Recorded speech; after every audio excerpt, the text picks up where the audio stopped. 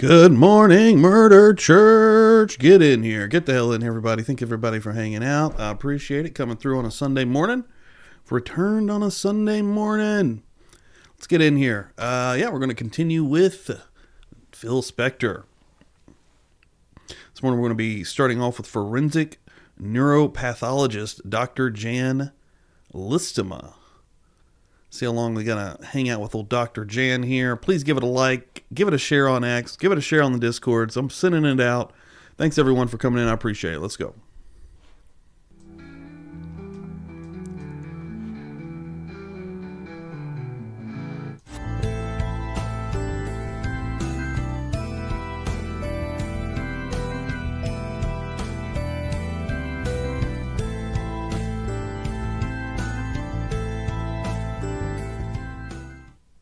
Let's rock.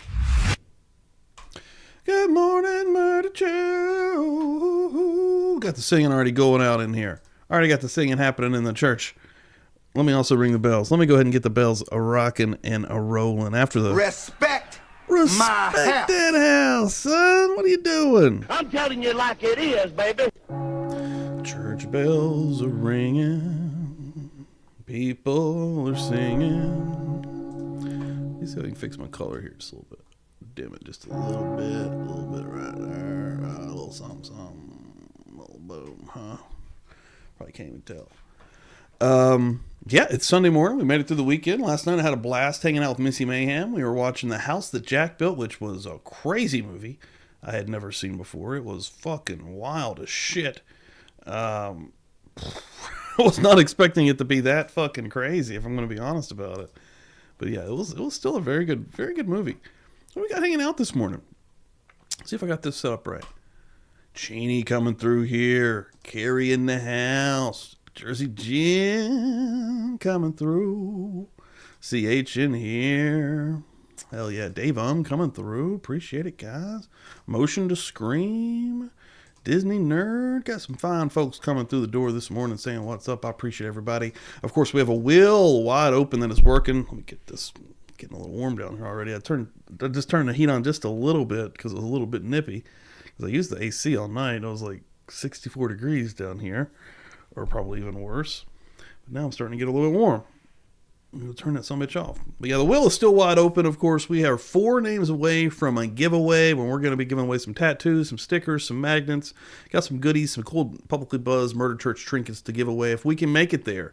We've been working on a wheel for about a week now. Per the usual, supers. If you member up, you also get in the book club, which every Tuesday night after Murder Church, we have a book club meetup that is, again, specific to the Buzz Nation, the members only side of it. So if you want to get in there, we're currently reading a Ted Bundy book, an enroll book about Ted Bundy, rather. The Stranger Beside Me, and it's very intriguing. We're about a quarter of the way through it. We're going to be picking that back up Tuesday evening. But of course, also PayPal, Cash App, Venmo, all of that is wide open as well. And boom, there it is. All the Publicly Buzz stuff that you would like to maybe get in there and get on a wheel for a possible spin this morning. But other than that, we are going to be starting off with Dr. Jan Listema as we continue down this path. We have 55 minutes to start out with. So I think we'll probably get through this witness. I think they only had 2 segments here, but we shall see how it plays out and how it goes. Make sure I've got the sound right over her. Boom, boom. There we go. Oh, I did hit the bells, but we'll hit them again for you, Shelly. I'll get some extra bells for Shelly. I don't mind. Carrie, Steve, I'm excited because my sister and I will be staying overnight at Allegheny Lunatic Asylum in June. What's there to do in that area? I've only been to that area once. I've been to the Trans Allegheny Lunatic Asylum. I went on like a Halloween when they had like this Rocky Horror Picture Show play situation going on inside the asylum. I didn't get to go all over the asylum and kind of had it cut off. I didn't go on like an actual tour, which I would love to do. I think that would be sweet. And I think they do ghost stuff up there. But my thing was like a specific weird little like show me and this chick went to. It was pretty fun. And you could kind of like mosey around the lobby-ish area, I guess, and still see some pretty trippy stuff from that, you know, when it was a lunatic asylum. But other than that, just in general, West Virginia, I don't know if there's a whole lot. I'd probably find a park maybe. There'd probably be a nice park in the area that you're going to be headed towards. Other than that, I'd have to do a little bit of digging. I might get back to you, Carrie. Good morning, morning. Morning, morning, morning. Still got some fine folks rolling through the door here. I like to see it. Okay, that's cool, yeah. I'll have to look around and see exactly what's in that area. I think that's about 3 hours from me. Like, I'm not that close to it. I'm more on the Virginia. I'm in West Virginia, but, like, I'm right on the Virginia line. But it is just a cool experience just being in front of the building. It's freaking ginormous, and just thinking about all the horrible things, and you can read about it, of course, that has happened in the Trans-Allegheny Lunatic Asylum, and I know tons of ghost tours have went on there and stuff, but no, that sounds dope. That sounds really freaking cool. And when I did it, it was over a decade ago, so...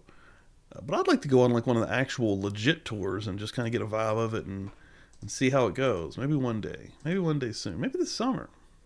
Because I do want to get some more...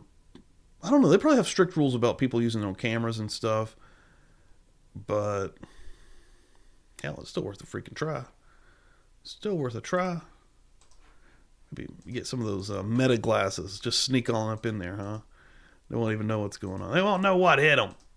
They won't know what hit them. Oh, one person I wanted to shout out this morning, Lakota, who's always coming through and being absolutely amazing here, picked up the Dandy Savage Tropical Blue shirt last night. Thank you so much, Lakota. I appreciate that. Nice. Looking through my Gmail here real quick. This week I am going to be getting some goodies out. So let me look at the wheel first of all, because I know we're coming up on a bunch of T-shirts that I gave away, or we gave away through a wheel recently. But let me just see exactly where we're at and what I'm going to be getting out this week. Let's see here. Dave is in the chat here. I'm going to be getting you, Dave.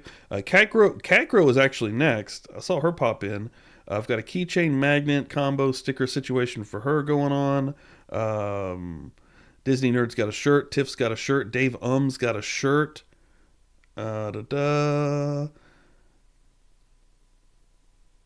Jennifer J has the Holy Trinity with the keychain magnet and stickers coming. So I actually still have a lot of stuff, but I'm going to be starting getting some of these out this week, cranking them down.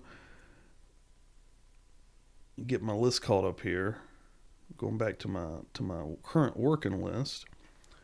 But yeah, let's get in here. Let's see what's going on with Phil this week. I appreciate everyone for being here. BGOG, thanks for coming in also. Still got some fine folks running in the house, coming through, saying what's up, what's up. Let's do it. Judge Die Hard, baby. This is a witness being called during the defense. Yippee-ki-yay, motherfucker. That's in the business. Ladies and gentlemen, thank you. Please raise your right hand to be sworn. If you solemnly... Let's see if I can say this name.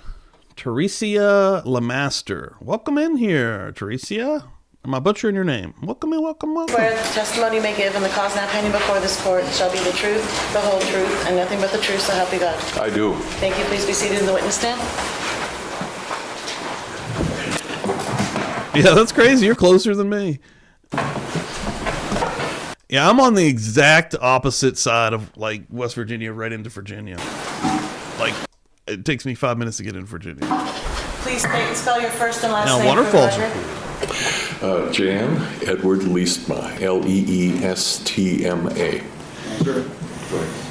Sir, how are you employed? How are you employed, sir? Folks up here getting some coffee going. How are you employed? What's your employment? I thought he said, how you doing? I thought he was like, how are you doing? I'm self-employed at the moment. Okay, and what's your occupation, sir? I'm a neuropathologist. Okay, and how long have you been in the field of neuropathology? Oh, from, let's see, approximately 1968 till present. That's when I completed my neuropathology training. So, could you tell the members of the jury just a kind of an overview of what the field of neuropathology is? Neuropathology is a recognized medical specialty, subspecialty, if you will, within the field of pathology. And pathology, in the broader sense, is the study of human disease, how it works, how it plays itself out, what causes diseases, what it looks like in the human body, and in microscopic slides and in laboratory tests and so forth and so on. And by disease, I mean anything that can happen to you, from cancer to trauma to an infection. All of that is fair game, trying to understand how that process works. And neuropathology would be... I got you here, Jen. I see your last email asking what's up with the last 2 wins. I still got you here ready to go out. Yeah, you're going to be in these next batches as well. Yeah, I've got I'm just going to say, I've got Catgrow, I've got Disney Nerd, I've got Tiff, Dave, DH Dude, Jennifer J, Frog, Pasta Palone, Holly, Tasha, Jennifer, Jen, that's you, Jersey Jen. I got you 2 wins in a row. Then we got Pammy, Gambies. So I'm just now about to start picking back up where I left off on some of these because I've been lazy and didn't get to the USPS, but I've got you. I've got you ready to rock and roll. These won't be as hard to get out. The shirt ones are sometimes a little bit harder, but I just got my YouTube money for this month, so I'm going to try to get my list called up. But Jersey Jen, I've got you. Do not fret. And also coming through Venmo, Kathy Helper with a 420. Put pumpkin on the wheel, please. So we have a possibility of a pumpkin, and that pumpkin is a kitty, a nice kitty cat that always tries to get a win here. And I think eventually did get a win, but let me get you right here if I can find it. Shit. Right here we go. Pumpkin on the wheel, baby. Good luck, pumpkin. Thank you so much for that 420. I appreciate that. Kathy, I think that gets us to 3 away from a possible spin this morning. The focus of that with respect to the nervous system, the brain, spinal cord, nerves. I got you. And to some It has degree, been a muscle. minute. I've been a little bit lazy on this. Some have included that. So this is sort of a subspecialty of the field of pathology. Yeah, that's really And me, in order honestly. to I hate it so much. subspecialize in this specialized field, what background education do you have to have? I take it you go to medical school first, and if you could explain to the jury what your educational background Nice. is. Virtually Hell yeah. everybody who attends. That's awesome, Simmy. Getting some more folks in here. Did I butcher the name? Am I going back up? I'm reading. I got to find it. Hold on. I didn't see her say anything bad, so I think I got the name right. Okay. Medical school, has had a college degree, and I'm no exception. Thanks, 4 guys. years of Appreciate college. And went to Gonna have some medical cool stuff school, going on which this in week. most I'm gonna get places with is a Bob. 4-year. I know I'm already pausing a lot this morning, but I'm gonna try to get with Bob. I'm thinking about trying to get Bob on here for a Thursday show, maybe another shooting the buzz type of show, maybe. I always like to hang out with him. I don't like to bother everybody so much, especially the professionals and the legit folks. But yeah, he's awesome. He came in here, I believe, on Thursday night and hung out for a minute. Maybe it was Friday. I don't even remember. No, I think it was Thursday when we were doing the kick party and watching a little bit of Cops. But yeah, I'm going to try to get him on for a show this week on Thursday. Just talking anything and everything, true crime, life, bullshit, whatever. I know everybody's on top of the Karen Reed stuff. I'm not really. I tried to kind of watch it. And I just can't. I can't do it. It breaks. It hurts my brain. It's just so much. But we'll be talking about some stuff though. Get him hanging out on here, and then I'm going to try to get a cool guest, maybe a couple of cool guests for Feral Friday this week. Maybe reach out to Lisa and maybe someone else. Maybe try to get Joe and Salty Sleuths on here because I haven't had her on yet. But I've had Joe, and maybe try to do like a 4-way Feral Friday type of situation. I don't know. I'm filling it out. Let's just say that for this week. Trying to get a couple of things rolling into place. Of course, the book club does return this week. And regular scheduled which programming. I did too at the University of As long as Michigan nothing in Ann happens, Arbor. we should be good. And then following that, Good the Lord training willing, as my can vary grandpa used to somewhat, say. but in my case, Good Lord will. I went directly into the field of pathology. Afton, thank you for that share. I appreciate it. Fuck yeah. And then Jersey Jen going to come through this morning. Thank you so much, Jersey, and I appreciate the hell out of that. Put our new attendee. There we go. Teresa LeMaster on the wheel to welcome her. Thank you so much. And Teresa, yeah, you have been gifted a position on our beautiful wheel. I have a physical wheel that I spin once we reach 12 names for the possibility of winning. Again, sometimes it's a shirt. Sometimes it's some cool things like this right here, since we've got someone new in here. I got these Murder Church magnets you can put on your fridge. I just got these bad boys, which are tattoos you can put on your skin. And then I've got a bunch of stickers that I send out also.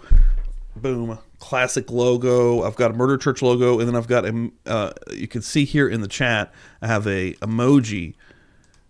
Boom. That is also comes in sticker form. Boom. Murder Church Kitty up there. Meowder Church, rather. But thank you so much, Jersey Jane, and thank you so much for coming in here this morning, Teresa. Appreciate that. New folks always welcome. Dope. And I did that at the We're 2 University names of away. Colorado School of Medicine in Denver, where the first 2 years of my training were devoted to general pathology, or anatomic pathology as it's called. And that has to do with, you learn how to perform an autopsy. You learn how to examine tissues from an operating room and make frozen section diagnosis, things of that sort. So I spent 2 years doing that and beginning my research career and so forth and so on. We're classy here. Maggots and tattoos. I wanted to do neuropathology, which requires, at that time, an additional 2 years of training, which is more focused, of course, with the brain. And I did the first of those years My grandpa had a bunch of cool little isms. and then I transferred to the Albert Einstein College of Medicine in the Bronx, New York, for the last year of my neuropathology training. After you finished your training in this subspecialty of neuropathology, did you engage in any practice of neuropathology in the United States military? Yes, I did. Could you explain to the jury what that is? Right. Yeah, I finished my formal pathology and neuropathology training in 1968, entered the United States Air Force Medical Corps as a captain, and was assigned to the Armed Forces Institute of Pathology in Washington, D.C. It's an all-service organization on the Walter Reed Army Medical Center campus. And I spent 3 years in that institution, honorably discharged in 1971 with the rank of Major, Air Force Medical Corps. What type of neuropathology work did you do for the Armed Forces Institute of Pathology in the position you just explained? Well, it turned like the military, the first year, somebody decided that they needed me in another specialty than what I was doing, so that's what I did, genitourinary pathology, which is fine. At the end of that time, I was transferred into the neuropathology branch, which is the practice of neuropathology. It would be performing autopsies, sometimes full autopsies, brain autopsies, providing consultative services to the armed forces. Brain autopsy, please. We were engaged in the Vietnam conflict at that time, so there were a lot of strange, unfamiliar diseases that were affecting the U.S. troops, and they would send I've never gotten a tattoo. I am tattoo-less, back to the AFIP, or Armed Forces Institute of Pathology, for diagnosis. And there you are. Whatever comes into you, you try to diagnose it, try to write a report, and that's the job. So it was a very good experience seeing everything and unbelievable material.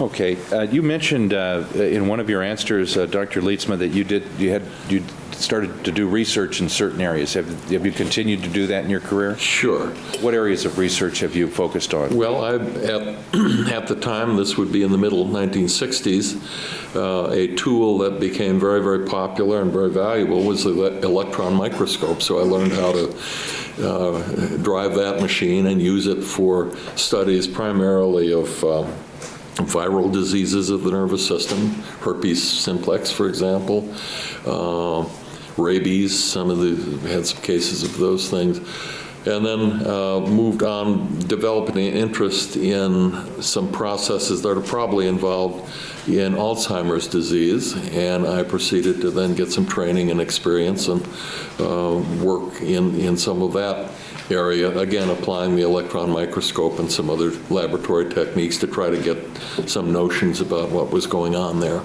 I don't want to get into all of your publications, but over the years that you've been in this specialized field, have you published in this field? Yes, my publications, I think, are a little over 100 now, reflect what I was doing at the time. I mean, there would be viral research types of things, cases of one kind or another, and so forth. Up until the present time, I'm still writing articles and book chapters and things like that. Yeah, Dr. Lietzma, in your background, have you ever been licensed to practice medicine in any state or jurisdictions? Yes. And could you tell the jury what those are? During my training, I had temporary license in Colorado, And for the 1 year I was in New York City, I had a temporary license there. In the military, it wasn't required. And so I have permanent licenses now in the state of Illinois, where I live, and in the state of Michigan. Okay. Do you have any board certifications in the field of pathology? Yes, sir, I do. What is that? I am certified in anatomic pathology by the American Board of Pathology and in neuropathology. They're two separate certifications, and I hold them both. Okay, and I take it that you have to qualify and take tests to become board certified? Yes, the board, like any medical specialty in the country, are presumably the leaders of the field, and they stipulate, well... A little nightmare fuel real quick, though. We're going to start off with a little nightmare fuel this morning here from X, huh? How about that? Just real quick.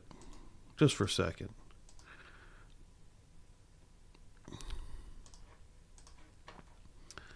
Move big old fuck face's head here real quick. Jesus fuck, bro. Dude, you can pay me enough to use a bike really anywhere where there's heavy traffic.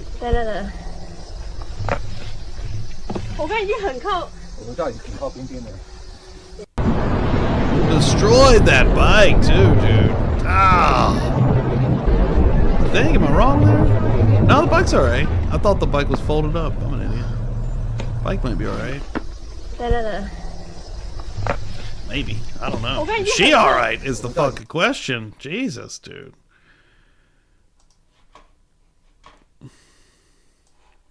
It's what a proper training for someone like yourself should be. They license and accredit. You better go to one of those licensed programs and you do what they... Oh, whoa.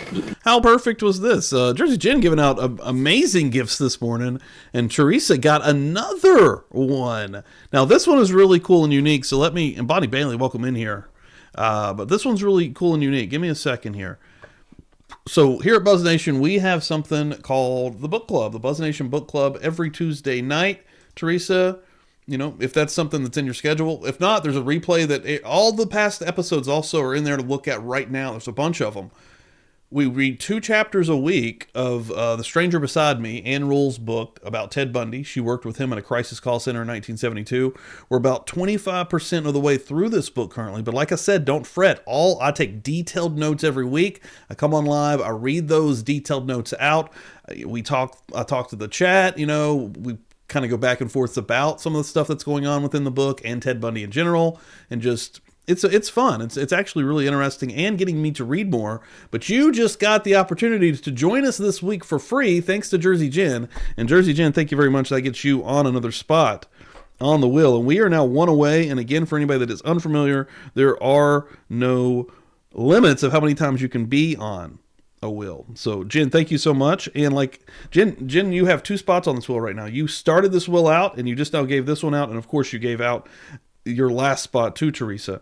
But we have one more left to go, and we will spin a wheel this morning, folks. Thanks everyone. Require you do, and you make application to the board, and when Welcome you've in completed the requirements, then you take some Mary? examinations, Welcome in. which in our case was a 3-day marathon, and at the end of that, if you pass it, She's then very you lucky to be alive. get a certification. Could have easily been from the caught board. up underneath that And tire. have you been board certified by the American Board of Pathology in Right. both anatomic and neuropathology since Yes, sir. 1970? Right. Okay. So And if you're remembered up, you get the dopest emojis in the game, as you can see right there. Shelly showing those bad boys off. We got Gypsy there at the end. Jay, Chris Dewitt, Bob Mata, Cyborg Bob. We got the best. We got the best emojis, I think. maintain your certification? Yeah, now they've changed this. At the time that I was certified, One away. recertification wasn't part of the game. People coming through the training programs now would have, every 10 years, would have to engage in some sort of recertification. I am a grandfather, and I'm grandfathered on this one, so I won't have to be doing that. Dr. Lietzman, during your career, have you had any academic appointments, and if so, what are they? Right.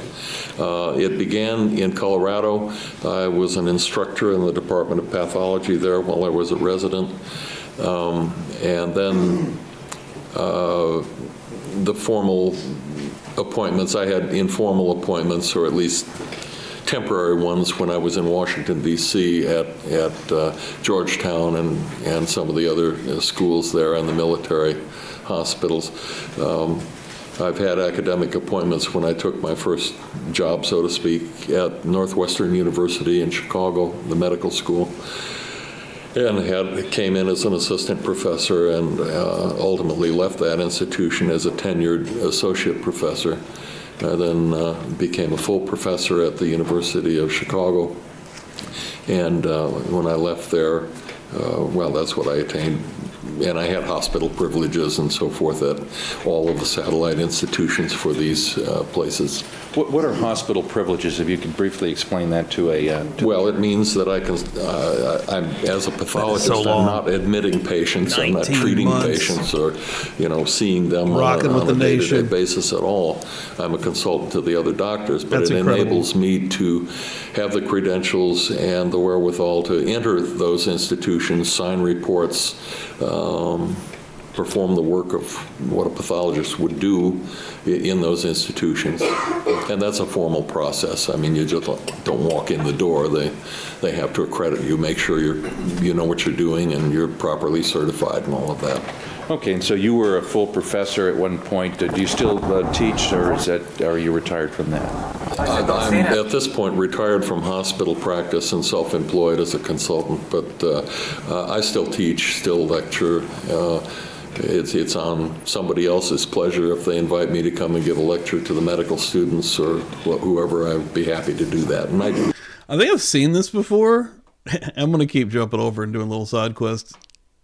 So check this one out. This is a fucking absolute moron. This guy is stupid. Police officer resigns after accidentally locking himself in a backseat while having sex with a female suspect. You have the right to remain silent. If you give up the right to remain silent, anything you do, say, can, and will be used in court against you. Are you doing good back there? Brooklyn Hornet. Don't say that right now.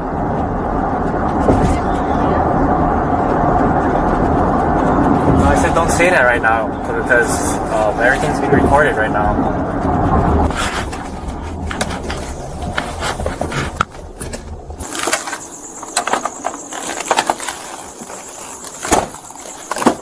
Alright, sir, step out of the vehicle for me.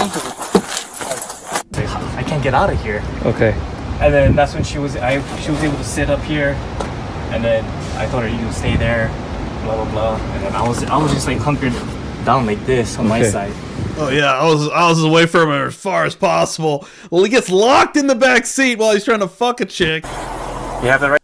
Jesus Christ, dude. Fucking morons, dude. People are stupid. That's all I know. Jesus Christ, bro. Stupid. Dr. Lietzma, in your work in this particular field, do you have any special training or experience in the field of forensic pathology as it relates to your specialty of being a neuropathologist? Yes. What is that? There is, in a sense, when I was coming along now, there might be some sort of informal training programs in so-called forensic neuropathology. But basically one gets into this field and has some background in the basic of forensic pathology, which I did. I took a number of courses on that. Okay. And then one learns by experience and scholarship and training, or leaders, paying attention to what other people are saying, and read the books and read the papers and get there and do the work, and pretty soon hopefully you know what you're doing. Dr. Lietzman, have you had any affiliation with a coroner's office or medical examiner's office in your background? What is that? I have. From the middle 70s to the middle 80s, I was the consultant neuropathologist to the Cook County Medical Exam. I never actually hear it said like that. Oh, hold on. Boom, Jersey Jen coming through and finishing up our wheel this morning. Fuck yeah, Jersey Jen. Jersey Jen rules, dude. Always coming through here. Going crazy also. helping me out tremendously, helping Gypsy out tremendously, quite frankly. I think Gypsy is gonna when I tell her what's going on here, I'm gonna be like, "This is Jersey Jen." She's gonna be like, "Oh shit, nice." Let me get you on here, Jersey Jen. Gifting out another membership, and that finishes up a wheel right now. That's what that does. So we do have a wheel ready to spin. And Factual Lie just got in with, again, let me do it one more time, the possibility of being in the Buzz Nation Book Club on Tuesday nights. If you wants to, we get together, we have a crew. It's a fun time. It's for my first book club, and I've been enjoying it. So no Will Gates here. There will be no Will Gates here. He does seem believable, this guy. He seems like a normal-ish guy, right? Cheney coming through. Looking, make sure I'm not missing anybody in here. Got the chat bumping this morning. Appreciate it. We got a bump. We got a chat bump. We got a chat bump. We got a chat. We got the chat bump. We got the chat bump. We got the chat. Yeah. We do. We got a will. Ain't gonna be no Will Gates. I gotta find a fucking... Damn, hold on. I gotta find... What happened to my marker? There it is. Okay. Crisis averted. Cassie last week had to work down here last Monday. We had to do something with her car, so she had to work from home. So she worked down here in the basement. And I was like, oh my God, where's the marker? The marker's shit. The marker is terrible. But we're going to make it work. We're going to make... You guys can read it. Everyone can read it just fine. Don't worry. But yes. Thank you so much, Jersey Jen. I appreciate it. Let's keep rocking and rolling this morning. Let me go ahead and get that thing rolling. We'll do it right in Chicago, Cook County, it includes the city of Chicago. And so I was there on a part-time basis virtually every week to help the pathologists do their work. And I would examine brain specimens, and sometimes be present at an autopsy by their request to help them get their work done. I also had an appointment at the Forensic Science Institute in San Juan, Puerto Rico for a period of time. Dr. Lietzma, the field of forensic neuropathology is, am I correct in understanding that you don't actually do the autopsies generally, but that you just consult with them and do specialized portions of it? That's true. I mean, I'm certainly qualified to do an autopsy and a forensic one at that, but that isn't what I do. Usually that autopsy exam is done by somebody else, and the brain specimen would be retained for a later examination by someone like me. Okay. So give the members of the jury just an example of the type of consulting work and forensic pathology work that a person with your qualifications would do. Yeah, I'd be called in to examine the brain and microscopic slides if that's appropriate, generate a report, pen is working and way better than used to. work with the forensic pathologists to enable them to determine cause and manner of death and whatever else might be important to them. Okay, as it relates to your particular field. That's right. Okay. Dr. Lietzma, have you published any books in the area of forensic neuropathology? Yes. Okay, what was the publication that you published?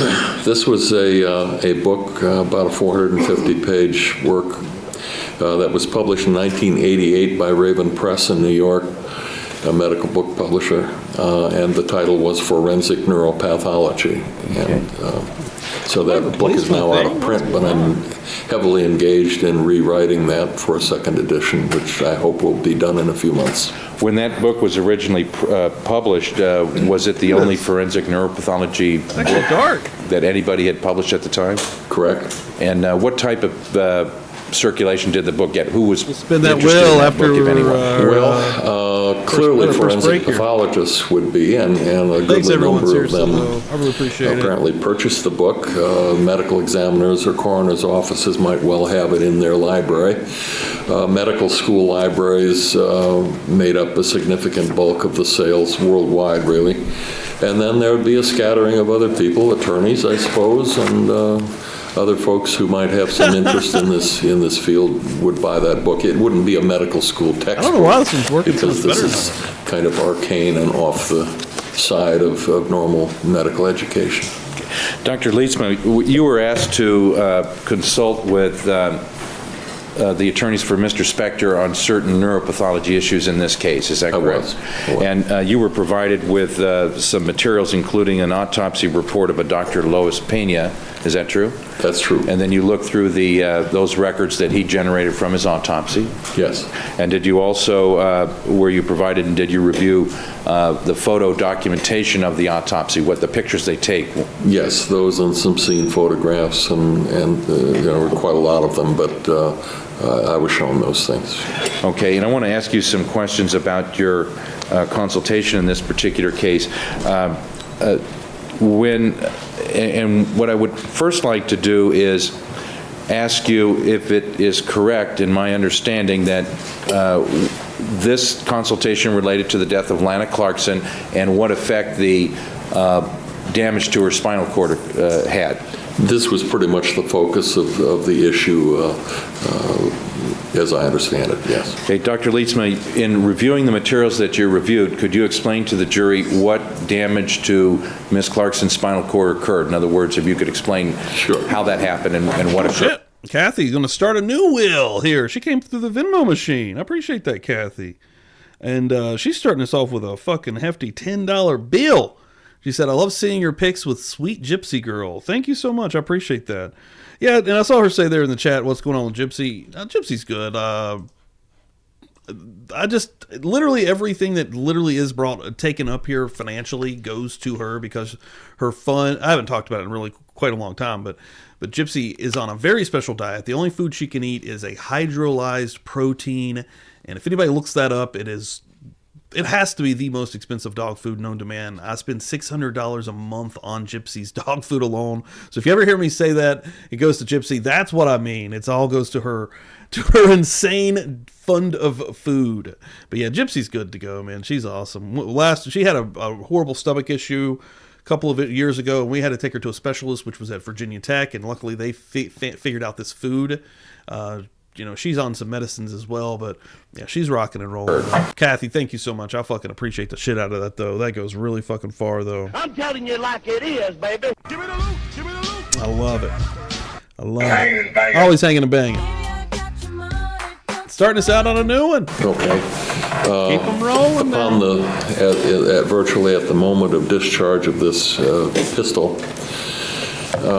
the projectile or the bullet went to the back, basically the back of the mouth, penetrated the skull-based skeleton. Marine USA. This is 2007. This is the first Phil Spector murder trial.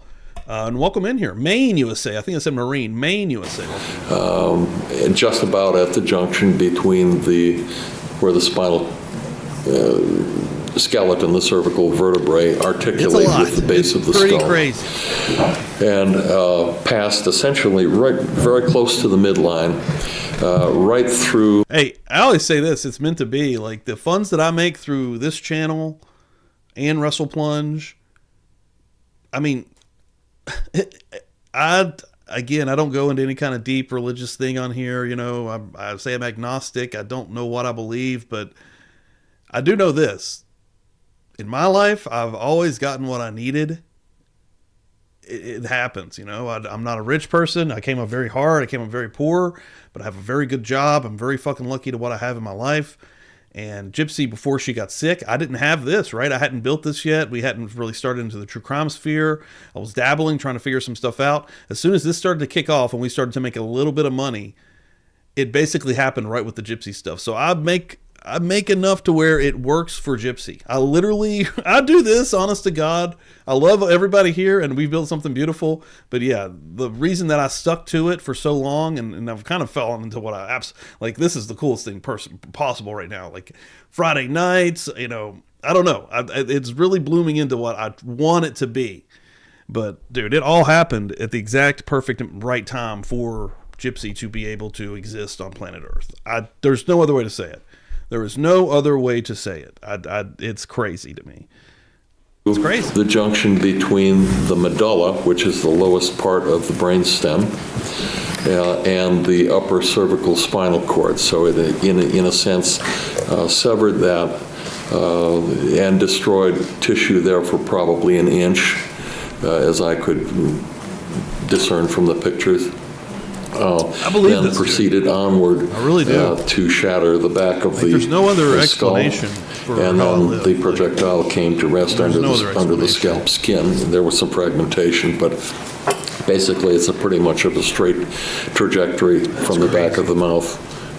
3 inches or so, Like whatever I'm never it like a is. head, like I'm In the never way like was the balling, spinal cord, but dude, as I've that's- if- indicated, and that was I severed. don't know. Okay, what happens helps me if so much. a person's spinal cord is severed in the way that Miss Clarkson's was severed after the result of this shot? Usually, what would happen is that there's an immediate loss of control. In other words, all voluntary motor function, by motor I mean the ability to move your arms and legs and things, and breathe, would be interrupted at that point by the severance of all communications with the upper brain that could direct some of those activities, and other areas within the brainstem that have the immediate mechanical neural function to direct you to breathe and breathe in and breathe out and so forth. Yo, and move. Lexi the Law Nerd, thank you for that share. Always a fucking, man, Lexi Law Nerd rules. She's always giving me shares. Factual Lie, who just got membered up, also with a share. And then Sinead coming through this morning with a picture here, asking if this is me. Well, I've shaved, so it's definitely not me. Got Sinead coming through. Steve, is this you? And I'm guessing she's mentioning this long goatee fella here. Oh, man, the old goatee. My goatee was pretty long, though. I didn't have all that, like, his is pretty girthy, though. Like, he's got a really nice one. So that would cease. Usually with the kind of things that happen with the pressure wave that is attending a projectile entering the cranial compartment, consciousness is lost promptly, especially when you're near the brainstem, because that's where consciousness resides. When you say pressure, what do you mean by that? Near the brainstem. Well, there will almost inevitably be some carry forth of the gases of combustion and I watch explosion. videos on YouTube like, plus what is the, consciousness? pressure wave of a bullet passing into the cranial compartment will have pressure waves that emanate from that, like a stone thrown into a pond. You see these ripples that go out. And well, those ripples are forces, and they can disrupt brain tissue, turn it off. And so consciousness is usually, especially with a wound in this area, would be immediately lost. Okay. Now I want to show you a picture, Defense Exhibit BB. Ask you to take a look at that.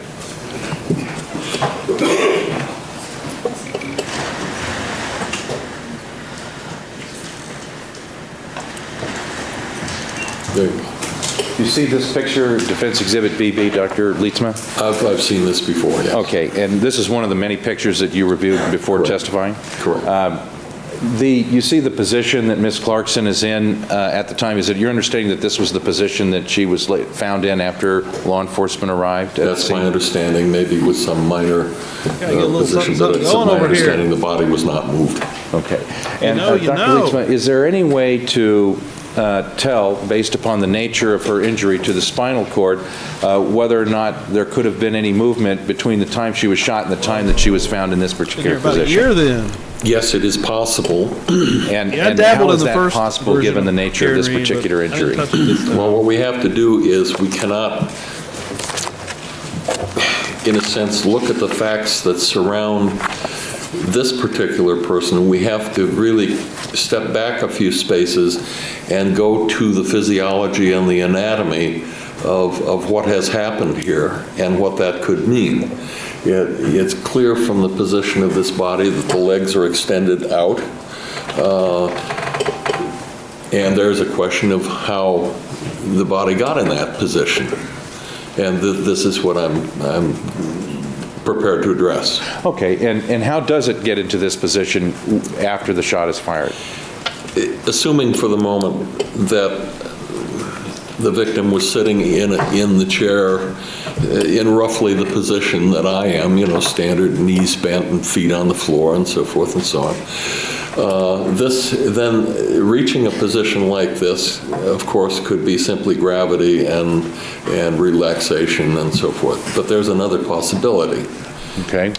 And you want me to go into that? Yeah, what is that other mechanism that you just mentioned? That there could have been some reflex movements proximate to the passage of this bullet or immediately thereafter.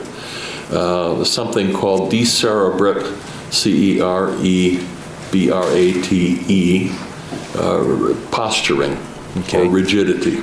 What is that? If you could explain that to the members of the jury. I think probably the best way to do that would be maybe some of the jury have this experience of taking a biology class where they, I don't know, they do it much anymore, but they sure did when I was a young student, is they would take a frog and in preparation for doing something, usually with the heart and seeing the heart beat and all that, Who they dissected would a frog? essentially kill the frog, and they often did. I remember dissecting a frog, a pig, and owl poop.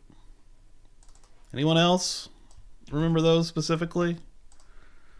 This by inserting a needle in the back of the head of the frog and kind of move it around, and this is called pithing, P-I-T-H-I-N-G.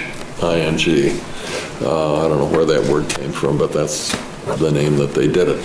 And usually at the moment of this not very pleasant activity, the frog would, if I can demonstrate, and I'll verbally do this too, is that they straighten out. The legs become extended and stiff. Right. The upper extremities do the same thing. Dissect some and owl often pellets. the head is and then you're like putting back together like little bones. And then after that, depending on many variables, that posturing ceases. And then the animal, for all intents and purposes, can feel no more pain or anything, and is, in a sense, dead. Was pretty interesting. And then you go ahead with your whatever you were going to do. This reflex, though I'm using a frog to illustrate that, is a reflex that is present in humans. And decerebrate posturing basically means that there's been a disconnection between the brain and the lower centers. And in a sense, what happens during that event, however the severance occurs, is that the lower spinal centers are released from control. And by that I mean, if I were sitting here and maybe there was a stone in my shoe, for example, there would be an impulse of my body involuntarily to twitch or do something to get away from that noxious stimulus. But since my brain is connected to that, there's a lot of inhibitory impulses that keep all this under control. But once that is released, the spinal cord can produce discharges that can include this so-called decerebrate posturing, which could result in the repositioning of this body to what we see it there. Okay, so this phenomenon, or this is as a result of the spinal cord being severed, correct? Well, it's enabled by the spinal cord being severed. Now, maybe the stimulus of the injury there could trigger this decerebrate posturing, or who knows what else. Sometimes it just occurs spontaneously from the uninhibited neural impulses that are there all the time. Okay, so would impulses from the spinal cord to the muscles, etc., would they go to the muscles even though there was a disconnection to the brain? Oh yes, because if I don't know anybody knows much neuroanatomy, but as the spinal cord that's extends right up my alley. Ladies and gentlemen, welcome to Publicly Buzzed Neuroanatomy. I'm going to tell you all you need to know. To the spinal canal, at about every half inch or so, or less, there are pairs of nerves that exit from the spinal cord and go out and innervate the body and provide sensory as well as motor impulses. Now that circuit is intact. I mean, there are nerve cells in the spinal cord that are receiving blood supply. That's crazy. I found Stephen Den randomly after looking for Kerry Ross interviews, and I had never joined a live chat until after I watched that. Holy crap. That interview with Kerry Rawson was very interesting. Yeah, that was a cool one. That was when she was like kind of coming out and hanging out with Jay and Shannon a little bit. And I was lucky enough to where I was connected with them that she wanted to come on and do an interview. And I was like, holy shit, this is huge. That was when I was thinking, oh man, we're going to be huge in true crime. This is going to be amazing. That is a really cool interview. And once upon a time, I thought I was going to be doing interviews like that regularly, but they kind of got to me. I spent like 2 months kind of doing that type of stuff. Feral Friday ended up into an interview type show there for a brief moment at the end of 2023. And I think that interview was either August of September of 23, if I'm not mistaken. But yeah, that was really cool. That was actually an interesting one. And that interview did really well also. But that's crazy that's actually how you found us, Shelley. Wow. It's cool. It's really cool. For a time after this gunshot wound. So Shit, the spinal that's a cord, high level at least right there. Damn. in I an don't know if I've ever isolated seen a sense, 34%. is functioning fine and can respond to reflexes. That is, stimuli out someplace may prompt an involuntary automatic motor response that can include this complex posturing or could involve the spasm of one extremity or another. Okay. Now, looking at Exhibit BB, is her position consistent with this movement after the injury? With the position she Yes, found? I don't know precisely when. It could have been almost at the moment of this injury, or it could have been a second or two or something later. It's hard to predict, and I have no way to know that. Okay. Now, you mentioned something about the blood supply still going to the spinal cord. How does that occur if somebody has basically had their spinal cord cut like Ms. Clarkson did in this particular case? Well, obviously, by severing the cord, you don't necessarily know what's going on with the blood supply, but I don't think it takes a genius to imagine that the blood supply coming to that area is going to be disrupted. The point being here is that the heart is still beating, and the heart would continue to beat for some period of time. Hard to predict how long. And is going to keep doing its job. In other words, blood is going to be conveyed watching intently from the heart through the aorta, and branches of the aorta provide nourishment to the spinal cord. And so business as usual for a while anyway in terms of that. Okay, so the heart still beats even though you've lost the connection to the brain. That's right. And that would mean that blood is going to the spinal cord and other areas of the body except the areas that are injured by, let's say, the bullet. Is that correct? Yes. Time until other processes come in that would either interfere with the heartbeat, stop the heart, or, and the chief one of that would be respiration, of course, is the heart needs oxygen too, so. Okay, the heart, how does it work if it doesn't have a connection to the brain? In other words, what's the process there that allows that heart to keep going? Well, the heart has its own internal inherent pacemakers. It will beat and be productively fulfilling its pump function regardless of what's attached to it. Now, the brain connections, neural connections to the heart can raise the speed of the heart somewhat or slow it down and occasionally stop it. But the heart will usually start beating on its own. And witness the people that have heart transplants. The heart, they may end up with a pacemaker to help control it somewhat, but that heart will beat essentially no matter what. Okay. Dr. Lietzma, with this particular injury that Ms. Clarkson had, would it be inconsistent for her head to move in one direction or the other? No, it wouldn't. It'd be very hard to know what the precise position of the head was in at the time of the entrance of the bullet. There can be reflex movements or physical forces that might move the head, and so the position that it might come to rest in doesn't really tell you very much about what position it was at the critical moment. Okay, when you say the critical moment, what do you mean by that? When the passage of the bullet or the entrance of this and the damage that was caused. At the time that the shot was fired? Exactly. Okay. Dr. Lietzma, have there been documented cases where people engage in these reflex movements when they've shot themselves? Is that something that's in the medical community that you're aware of? Yes. Okay, what type of materials are you aware of in that regard? well, it's not very pleasant to talk about, but there have been individuals who have arranged in one way or another, wittingly or not, to be filmed or televised during a suicide. Okay. And these exist in the forensic community. I've seen a number of these one that they over the mentioned at one years, time with the dude was usually in being, the like, context of a interrogated or talking professional about meeting police. where Police these officer subjects would leaves be the talked room, about. he pulls out a gun and shoots himself. Of course, these, just like, as gruesome he ended as up they exactly are, like Lana did, they with do her legs provide out, answers to the slumped in a questions chair. that you're posing here, and that's of forensic importance. And so these have more than personal interest involved, that they provide information so that we can answer some of these questions. Okay. And these incidents that Ready to over go. time have been collected and then looked at, when you say meetings, you're talking about scientific conferences? Sure. That people like yourself would go to?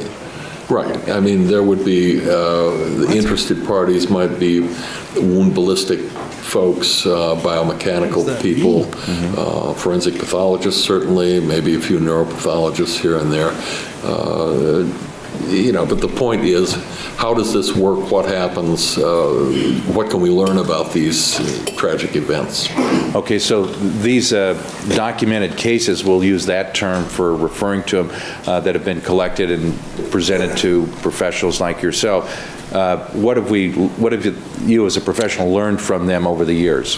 Well, that's kind of what true crime is for me, right? Like, I see people die every day through my X feed. I'm just like, well, here we are. there are They're trying to certainly analyze why instances it's in which happening, or what's going on, gunshots to the head, or suicidally or appreciate it. I mean, it does say on the screen, Phil Spector murder trial. Unless the doctor is talking about seeing this But kind welcome of in spinal here. transection. All right, the objection is sustained. You may proceed. Okay. Thanks everyone for hanging out. So I what do appreciate these it. filmed events show? What do they actually show? It's the same question. As to what they show, it's irrelevant. As to what he's learned from them, that's something else. Therapist, get the hell in here. What are you doing this Let morning? me ask you this, Dr. Lietzma. What do these filmed incidences of suicides show that are relevant to this particular case that you've learned as it relates to the issues in this case? That there can be a variety of movements, agonal movements. By that I mean dying movements. Your Honor, I have to object unless the doctor is talking about a complete spinal transection like the one we have here. This is vague, and if it's talking about a shot to the temple, that's completely irrelevant. I think that's appropriate cross-examination. He's offering possibilities, and you can cross-examine him as to whether it makes his opinion the weight that the Let jury should Fiddler give to let it. The it go a objection's little overruled. bit. You may proceed. Judge it out hard to let it go. Yeah, but, there's a variety. Especially if he's interested in the answers. Hardly any one of these is exactly the same, but that there are certain movements of the body that can be observed after a gunshot wound to the head that does a variety of different damages to the nervous system, including to lower centers. Okay. And that these movements are I couldn't possible. hear. To the head, that does a variety of different damages to the nervous system, including The lower centers that can produce or permit movements, agonal movements. Okay. Now, in Ms. Clarkson's case, when the shot was fired, she, in essence, her brain was not able to function as it relates to her body. Is that correct? Yes. And is that similar to what happens when somebody shoots themselves in the head when they give themselves a massive brain injury?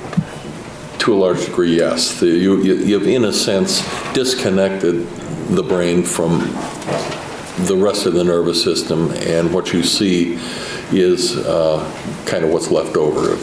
Okay.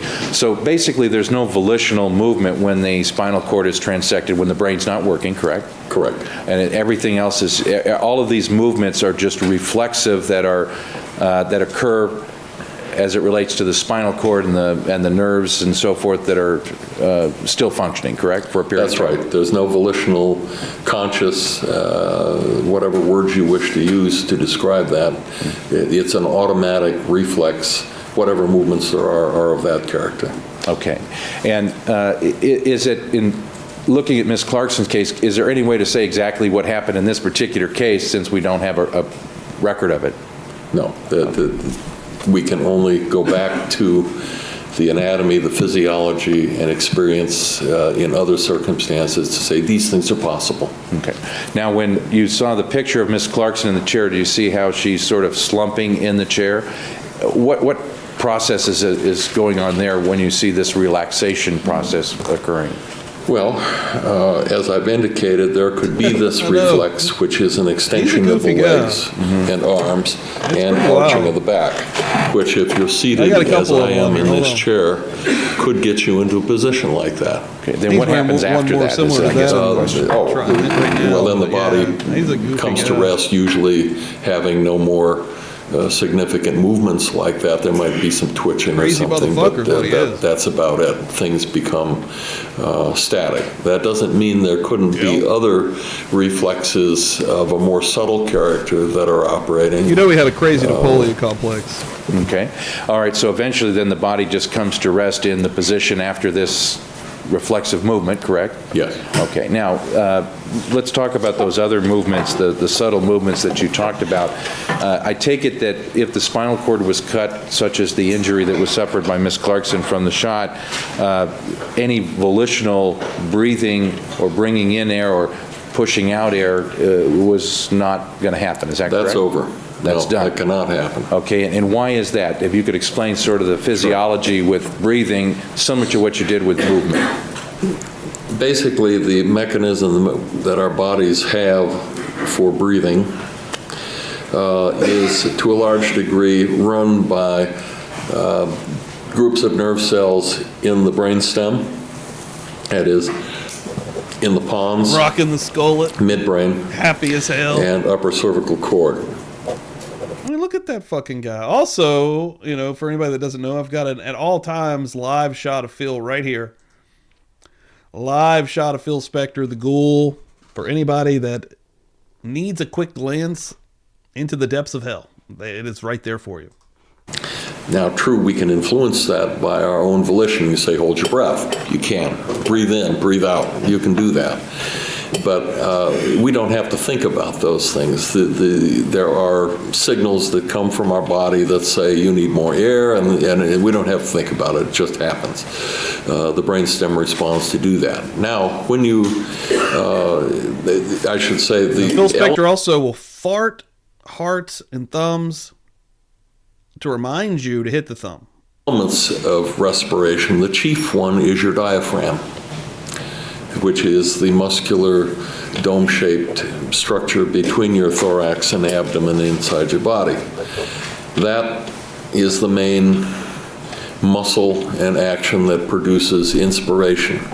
To a large degree, breathing out it doesn't have to be a passive exercise. We certainly can force it, but to a large degree, that's passive, a relaxing movement, and we breathe out.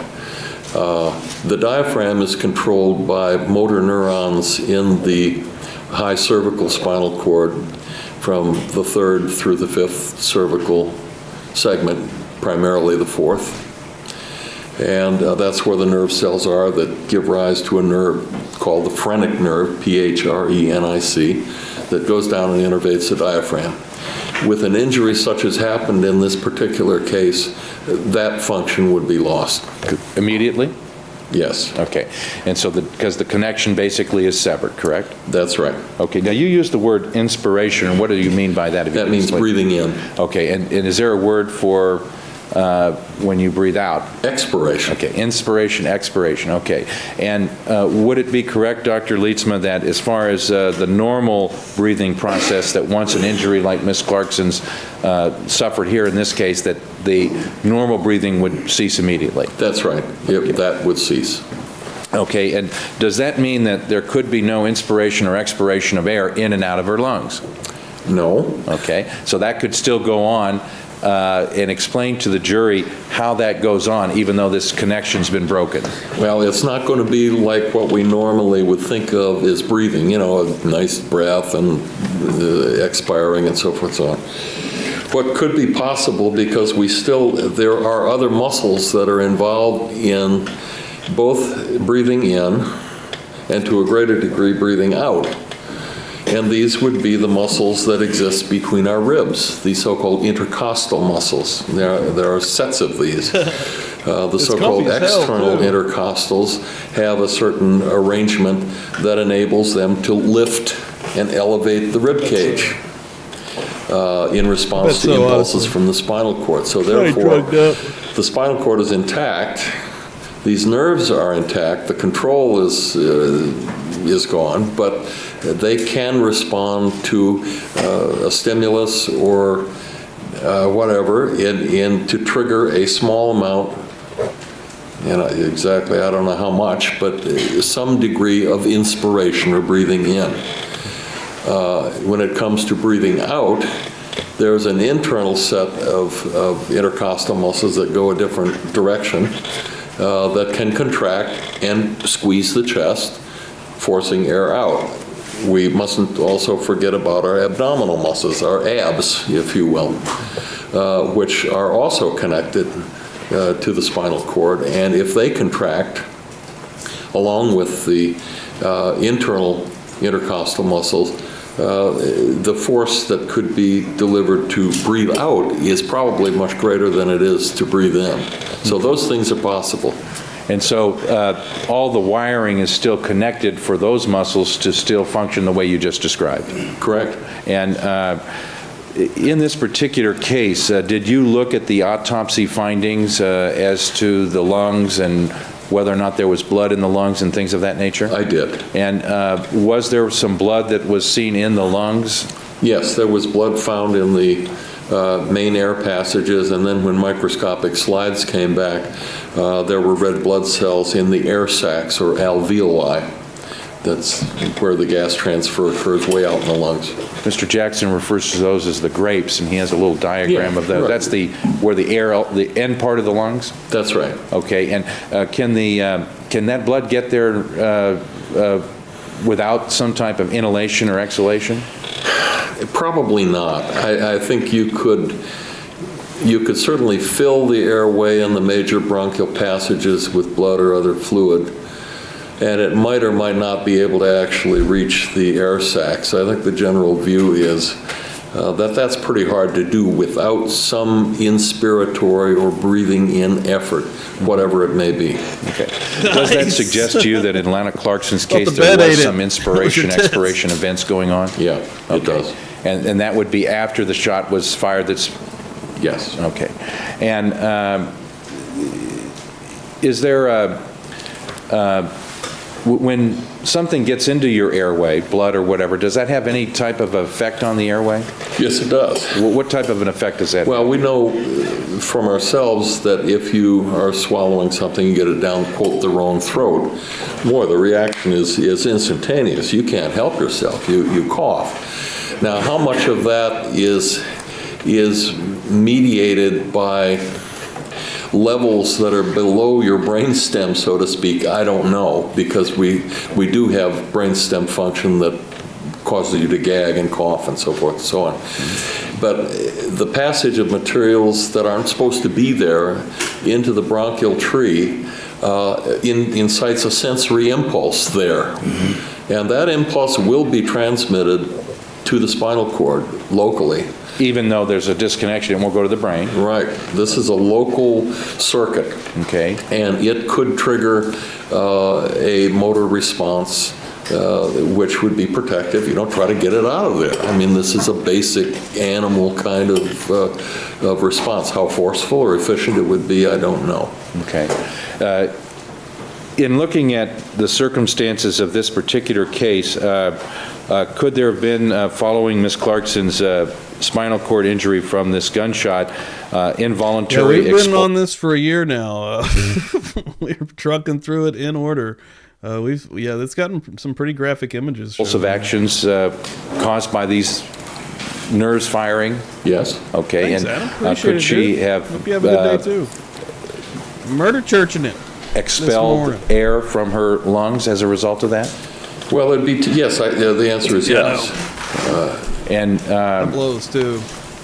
How would you describe how that would work? If you could actually maybe visualize literally it like a year. Is it actually or a year? What would you? Well, I think there's two components here.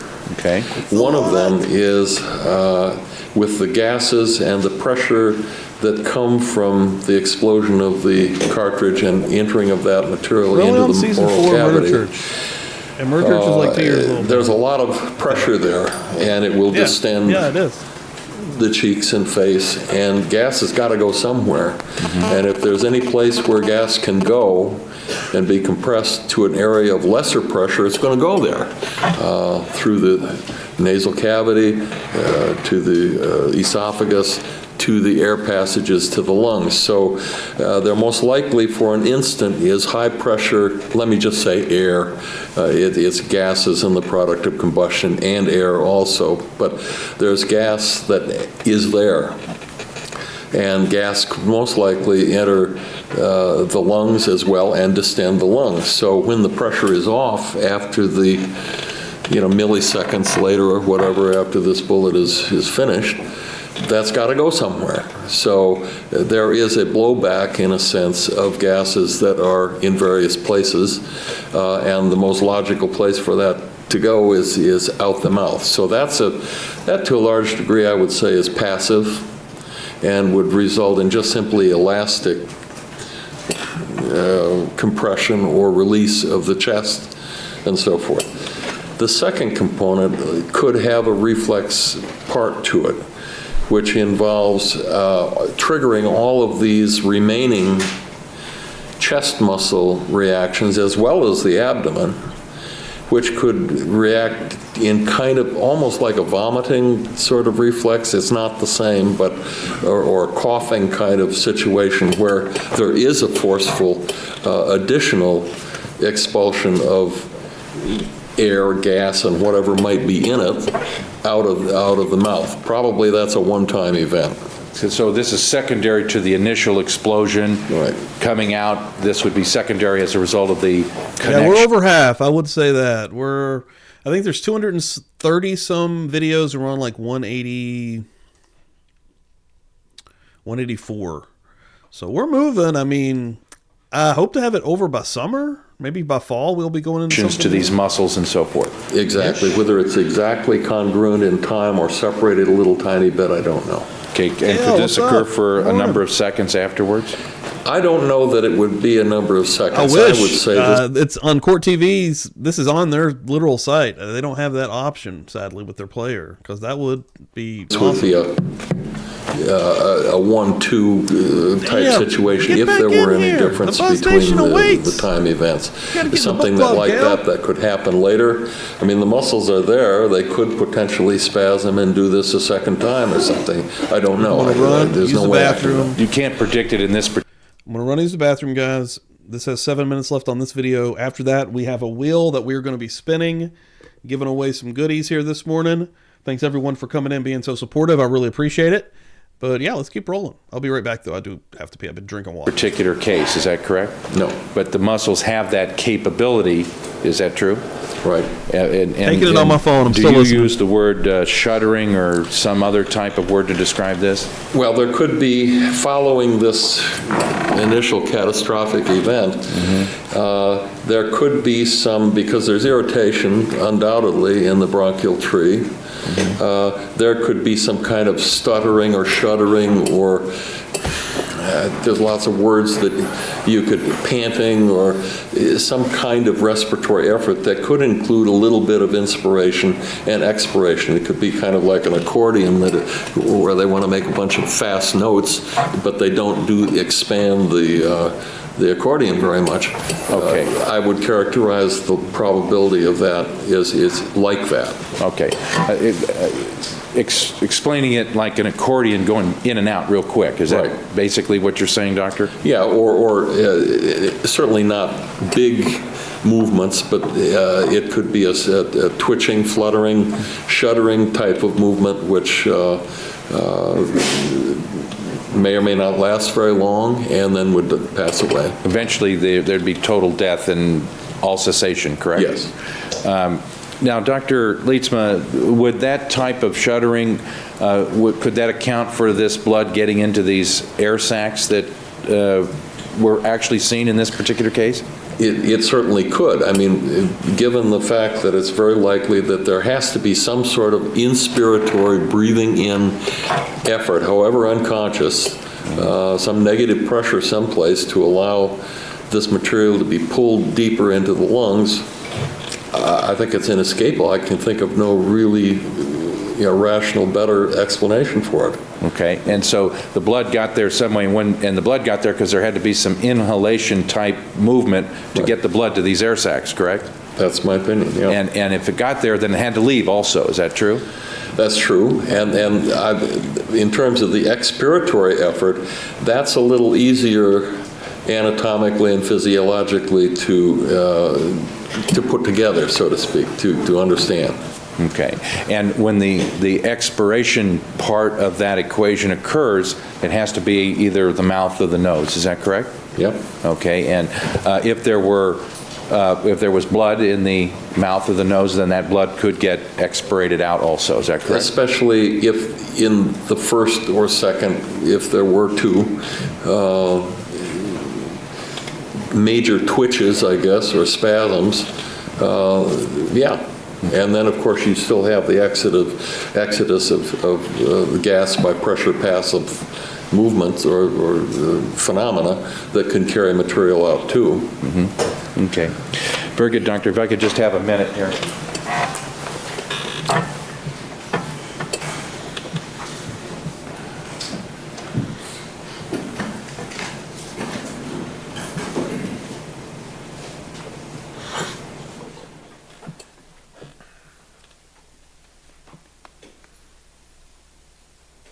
Let me ask you this question, Dr. Lietzma. You're not, you being a neuropathologist, do you know anything about how far this material goes, or is that something outside of your field? You know, I've certainly seen some of this material, read some of the things, but I would say that that's at the edge of my expertise. I wouldn't have any special knowledge that would help us to do much with that. Okay, that would be in the field of a blood spatter expert? Yeah, or forensic pathologists that have spent some time studying this or have some special knowledge or expertise there. Okay, but you can tell us, and you can tell the jury, that this process of involuntary inhalation and exhalation can occur after the shot was fired for a short period of time, correct? Correct, that's what I've done. And it's impossible to say whether it was 5 seconds, 1 second, or more in this case, because we just simply don't have a record of it. I wouldn't know how to come up with a number that would be logical. I think it's probably for a short period of time, but what that time period is, I don't know. Okay. Now Gypsy's got to go outside, but we'll try to get through this. Finding that there was blood in the air sacs, how was that documented by Dr. Pena in the autopsy? Might have to poop. First of all, you probably wouldn't see it with your naked eye. He made microscopic tissue slides that he looks at under a microscope. We got 3 minutes here, and then a wheel spin. And it's my understanding that it was reported that there was blood in the alveolar air sacs. Oh, no, we have a whole other part. Upon that it might be crossed, though. Okay. Jeez. Now, you also, just to pick up this one final area, then I think I'm done. Okay. You talked about it's the ridiculous. air going into the lungs at the time that the weapon is discharged, the gun is discharged. Right. Did you see evidence of that in the autopsy, damage that gets... Yes. Okay, what did you see, if you could explain that? Beginning at the upper end, there's photographs of the oral cavity showing many streak-like bruises and submucosal hemorrhages that would be quite typical for a distension over inflation kind of scenario. Okay. Furthermore, there's similar injuries to the back of the throat, base of the tongue, and upper oropharynx. When you say similar injuries, are you talking about bruises that are down in the throat area? Bruises of the tissues of the throat area that would be certainly typical for a sudden expansion, overstretching, so to speak. Not penetration by some physical object, I would say tearing or over distension, which would be typical for the kind of thing that would happen when you have discharge of a firearm in the mouth. Okay. Did you say anything as far as the injuries or photographic documentation of the mouth at autopsy that was inconsistent with a firearm being shot inside the mouth? No. Okay. I take it that's something that pathologists have seen in the past. Is that correct? Yes. Okay. And the bruising that you talked about, setting aside, let's say, the tongue and the cheeks and the inner mucosa that you talked about, was there bruising actually down into what we call the throat or airway? Yes. Okay. And was this bruising caused by this explosion of these gases? In my opinion, yes. Okay.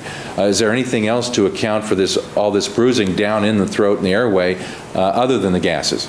I can't think of one. Okay, it wasn't that the bullet went there, correct? Well, we can certainly see the penetrative forces of the bullet and whatever fragmentation occurred. Yes, that's a totally separate. That's a separate wound. Exactly. These other bruises down in the airway and the throat were because of this explosion essentially occurring. I believe so. Okay. And this bruising would have occurred because the heart was still going and the blood vessels were broken and the blood basically leaked out as a result of them being damaged. True. Okay. Very good. Thank you, Dr. Leitzman. Nothing further. All right, thank you. Ladies and gentlemen, keeping in mind the admonition, we'll take a 15-minute recess at this time. Thank you. Right, getting our little recess in here. See how long the next part is out of interest. 54 minutes with Alan Jackson, it looks like. Going to be interesting. All right. Well, before that, let's get a spin going. Good luck to everybody. This is going to be for a tattoo, the stickers, and a magnet. Murder Church magnet. Good luck all, folks. Thanks everyone who's participated.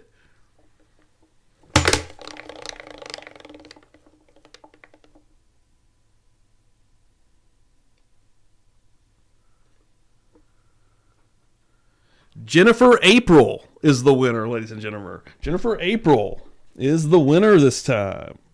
Let me get you in the winner bracket, Jennifer. Hold on. That's awesome. Hell yeah. I think Jennifer's won before, if I'm not mistaken. I don't think Jennifer April comes in this early. She usually comes and hangs out in the evenings. I know she's in a Feral Friday. So hold on. Let me get you down here. Boom. Boom. Jennifer April gets the tat,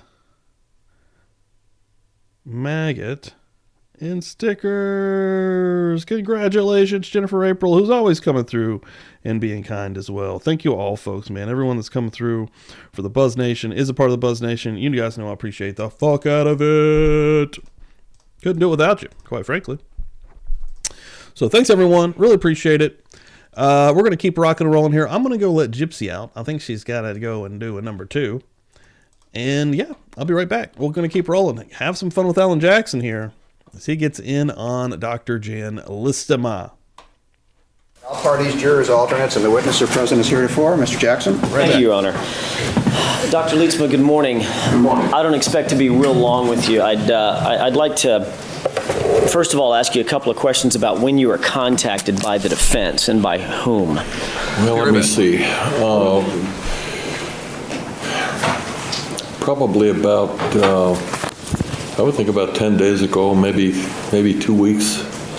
It was somewhat, I hadn't expected that and was contacted in the midst of some travels and so forth, so I can't give you the exact time. Had you been following this case at all?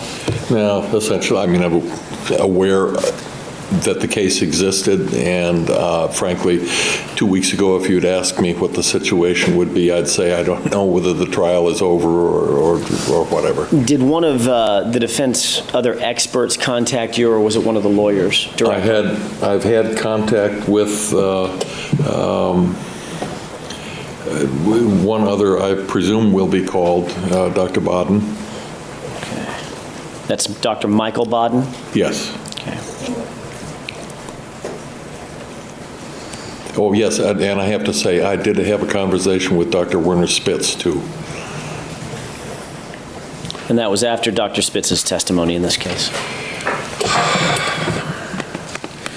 I don't know if he had completed his testimony or not. I don't know. And then ultimately you were contacted by one of the defense attorneys? That's correct. I'd received a telephone call from Linda Kenny, and then we had other conversations with some of the other councils. Is that Linda Kinney Bodden? Yes, correct. And your other consultation was with, I'm presuming, Chris Plord? Yes, I have.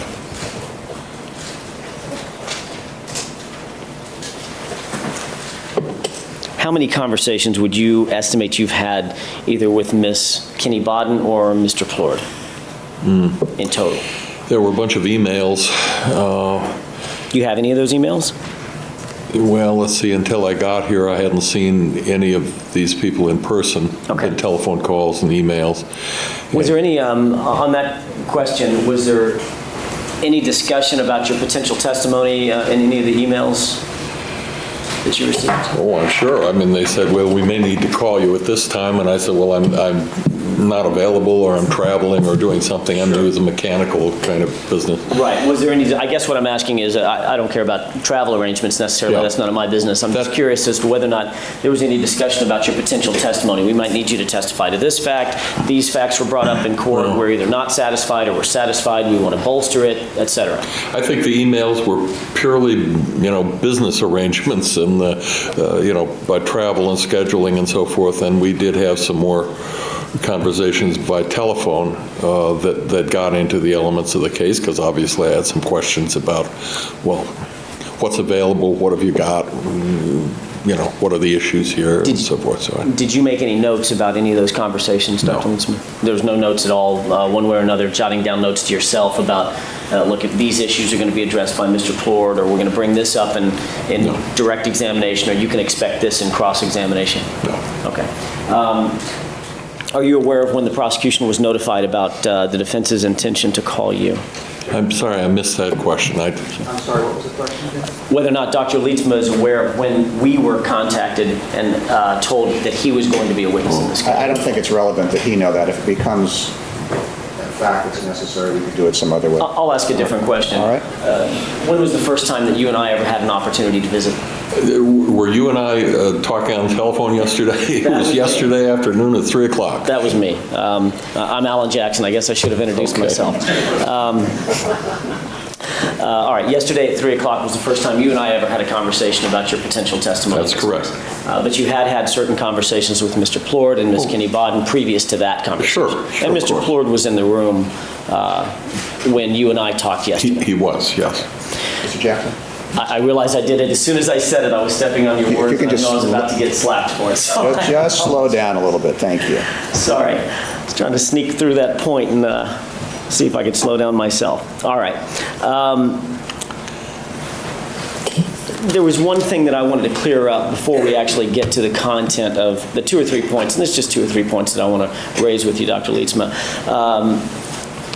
Mr. Plord raised some questions about some videos and demonstrations that in the medical community you might have seen or might have been shown at a paper that was given, or a talk that was given, or a seminar. And he asked you specifically about videos of suicides. You recall that conversation? I do recall that, yeah. The fact of the matter is, for purposes of your testimony, a gunshot wound through the mouth and the physiology behind that gunshot wound through the mouth, it doesn't make any difference if it was self-inflicted or if it was a homicide and somebody else's hand was on the gun, correct? As you state that, that's correct. I mean, you're not here to testify that this was a homicide or a suicide. You're here to testify about some physiological things. That's correct. All right. So, fact of the matter is, at some of these talks, these pathology conferences, et cetera, there's been tons of videos of homicides as well, security videos. There have been some, yes, that's true. But Mr. Plord didn't ask you about those. No. All right. And in fact, I guess I should say this, I asked you this yesterday, I think, in our phone conversation. Not one of those videos, nothing that you've seen live has ever indicated the exact same injuries that we have in this case. I don't believe so. To duplicate this case, no, I couldn't say that I've seen one like that. And when we say like that, just so the jury is on the same page as us, we're talking about a complete transection of the spine through a gunshot wound. In many of these videos and things that I've See, it's been a variable amount of autopsy material that accompanied that. So sometimes I wouldn't know what, the ultimate pathology was. It was simply talking about the initial event. Some have autopsy material, and whether they had transections of the spinal cord or not, I don't recall any one of those having that. All right. So this case, insofar as that is concerned, this case is somewhat unique to you and your experiences. At least in terms of visual experience with an event like this, that would be true. I have not seen one like this. Okay. Let's talk about a couple of the points that were raised on direct examination. Decerebrate rigidity. That was the example that you gave with the frog, correct? Yes. All right. That is, as you termed it, I think you said posturing, sometimes it's called, correct? That's right. All right. I want to talk about the timeline that we're discussing here. When you talk about, and by the way, Doctor, you're not saying that decerebrate rigidity actually happened in this case. I don't know. Okay. I'm just saying that in looking at the position of this body, if someone has questions about that, I can say, well, I heard it may have occurred this way. Okay. But it may not have. True. Absolutely. Okay. Let's talk about the timeline of this phenomenon known as decerebrate rigidity. You're talking about it happening basically at the instant of the transection of the spine, at the moment of the gunshot wound, correct? Well, we're talking about, of course, all this business plays out in fractions of a second, and then there may be some things that trail on, which I'm sure we'll get to, but basically, instant means, right then. I don't know that. I mean, it could be 100 milliseconds later or 0.2 of a second later or something. There's no way I can know that. As far as, and I understand I may have been a little inartful with my question, as far as lay people are concerned, when I slap my hand down and you hear it, there could be a scientific argument that you hearing it didn't occur at the same time that I slapped this, correct? That's not what I'm talking about. I'm talking about the gunshot wound, boom, the rigidity, it's basically instantaneous. We're talking about milliseconds, correct? It would be something, Okay, so within a second. Certainly. May the record reflect that the witness, I guess in an echo of my pounding on the table, he indicated with his left and right hand maybe a half a second between two slaps on the table. It's going to be in that domain. I mean, it might be a little more, might be a little less. I don't know. His was more restrained than yours. Can we take a look, see, with your permission, at People's 29? I'm going to ask you to take another look at a photograph similar to the one that you saw just a few minutes ago. This is a photograph of Ms. Clarkson that's been marked as People's 29 and entered into evidence. I want you to focus on her legs. Do you see how her legs are positioned in this particular photograph? Yes. All right. And you indicated, in terms of your opinion, one of the possibilities that you opined about is if a person was seated upright as you were seated in the witness chair with their feet flat on the floor, that there is a phenomenon known as decerebrate rigidity, which could extend the legs out in front, correct? Correct. And that's the momentary, that's the slight delay. Well, how do I want to put this? I can't think of a better word than almost instantaneous, but for purposes of our discussion, let's just use that word because I can't think of a better word for it, Doctor. That would have happened, any extension of the legs would have happened basically at the time or at the point of the gunshot wound, correct? It would be very proximate to it. I don't think it occurs at exactly that instant, but in the immediate second or two afterwards, that event, that posturing could occur. Okay. And of course, anything that let's assume for purposes of our discussion that the legs went from this position, and I've got my legs basically straight down, and now I'm putting them out in front of me just a bit. Let's assume that they went from position A, down on the floor, to position B with my heels basically resting on the floor. That doesn't moved my thighs.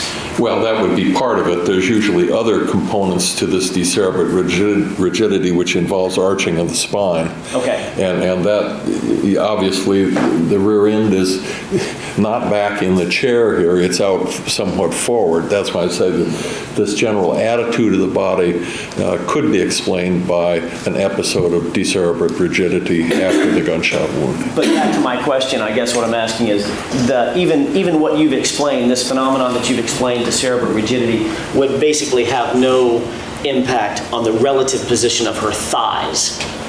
Oh, I think it, Well, he's asking for cross-examination, so it's a cross-examination question. The objection is overruled. I think it would, because if one slides forward, obviously the angle and position of the thighs are going to follow that of the lower extremities, below the knees. So I think it would all be part compound, and to try to dissect all of that is really, it starts getting close to speculation, which I cannot and shouldn't get into. Yeah, we don't want to go there. Yeah, and Alan Jackson is the prosecutor in this case as well. He's not on the defense side. All right, let me ask it this way. The way her thighs are positioned right now in that photograph, her thighs are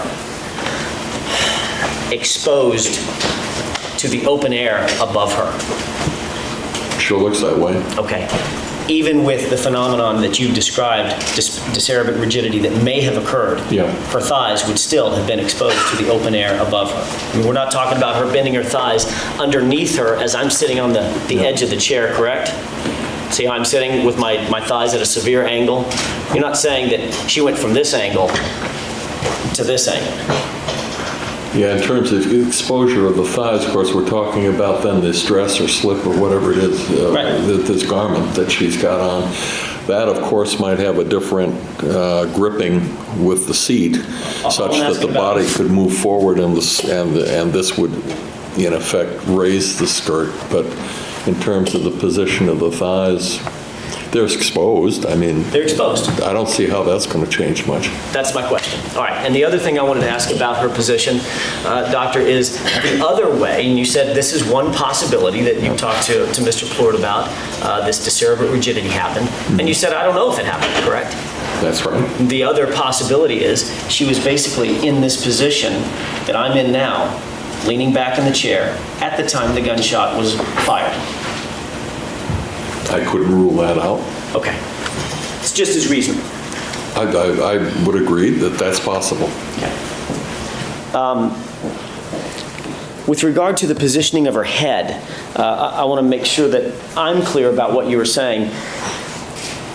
Through this phenomenon known as decerebrate rigidity, in your opinion, her head could have moved or shuddered just a bit from one side or another based on the flexing of the neck muscles, correct? I'm going to ask that the record reflect what he's doing, and then also object does misstate his testimony. It's not misstating his testimony. He's asking him, one, is this correct? So it's not misstating him.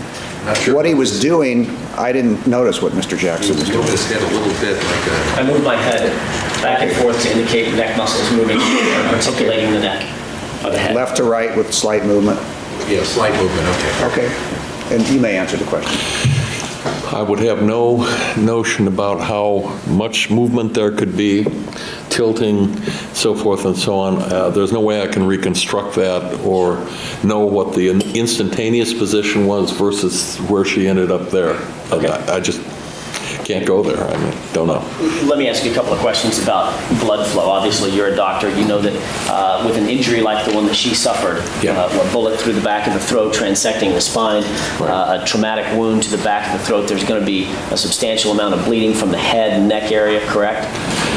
There will be bleeding. How much of it finds its way out into the environment? When I looked up AJ, it said he was 60 years old. Said that he was 60 years old. I would say probably, given this, the way where blood can drain, probably a lot more internally than externally, but some will come out. That it would bleed down the back of the throat. Right. More prevalently than it would bleed, say, for instance, out the mouth or nose. Yeah, it's the path of least resistance with gravity, and that's true. If the evidence indicated, doctor, that she had substantial blood and tissue flow down the right side of her lapel, all the way down her arm, onto the arm of the chair, to the other side, and that blood flow was on her right side. Okay. Would that indicate to you that, in fact, her head was lolled to the right after the gunshot, and therefore bleeding on her right side? Vague as to time as to after the gunshot. Well, I think you mean, are you referring to right after the gunshot wound? Correct. Okay, then the I'm not sure what that means as far as the objection is overruled. You may answer the question. I mean, the conclusions you're drawing that gravity is there, and you have to look at that. And if you have a certain blood flow pattern that seems to obey the laws of gravity, so be it. Whether the head is moved in some way, voluntarily or by somebody, I have no way of knowing that. Okay. If the evidence suggested that there was enough blood flow on the right side to basically get all the way down her lapel, onto her arm, arm of the chair, down into her purse, and then puddle on the floor beneath her purse, literally pooling from the purse and dripping through the purse to the floor, and there was no blood flow on the left, is it your opinion that after the gunshot and after her spine was transected, that she could have bled that much to the right, and then through the phenomenon of decerebrate rigidity, moved her head to the left? First of all, it takes time for all of that blood flow that you described to occur. It isn't instantaneous. That's probably, again, you're getting into areas that I would have to give you vague answers because that's all I'm capable of with that. Sure. It does take time, and if the head is in a different position when the photographs are taken, something moved the head. Whether it's the decerebrate rigidity or the movement of somebody else or just reflex or who knows what. Well, my question is this. You just said that it takes time for all that blood flow to occur on the right. Right. Give me an idea. Bracket the time. I don't know. This is something the blood splatter and blood flow people have done experiments with. And I wouldn't say, 1 second, no way that could occur. If you're talking about blood reaching the floor, we have to be talking about many seconds, maybe even minutes. I don't know. Several minutes, probably.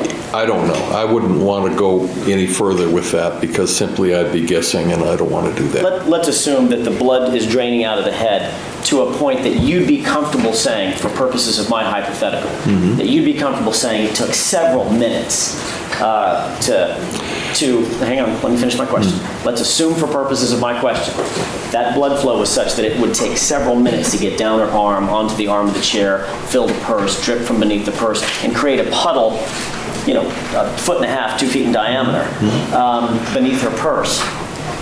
And that took several minutes. Decerebrate rigidity would not ever, in any way, shape, form, or fashion, move her head to the left, would it? Well, I think a time frame, perhaps several minutes to produce a pool of blood like that. Now, how the head came to be in a different attitude, I have no idea. All right, Doctor, I don't know. let me repeat my question. All I'm asking you is, and I think we understand that you're not guessing. All I'm saying is, you can rule out decerebrate rigidity if it took several minutes of the head being on the right side. Several minutes passage is not going to, decerebrate rigidity is not going to account for her moving her head to the left. I would not think that several minutes had elapsed before decerebrate rigidity set in. I would view that as being something that was far more proximate to the injury. As a matter of fact, you described the decerebrate rigidity happening about Well, it probably wouldn't do that.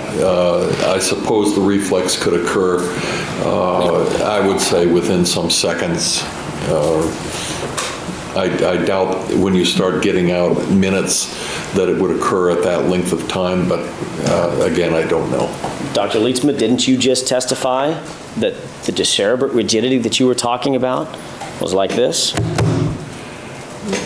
I don't believe I testified to that. I said that there can be reflexes that occur, not necessarily decerebrate rigidity, because I don't want to give the impression that that's a lightning reflex. It's really sort of as I've demonstrated, takes some time to occur.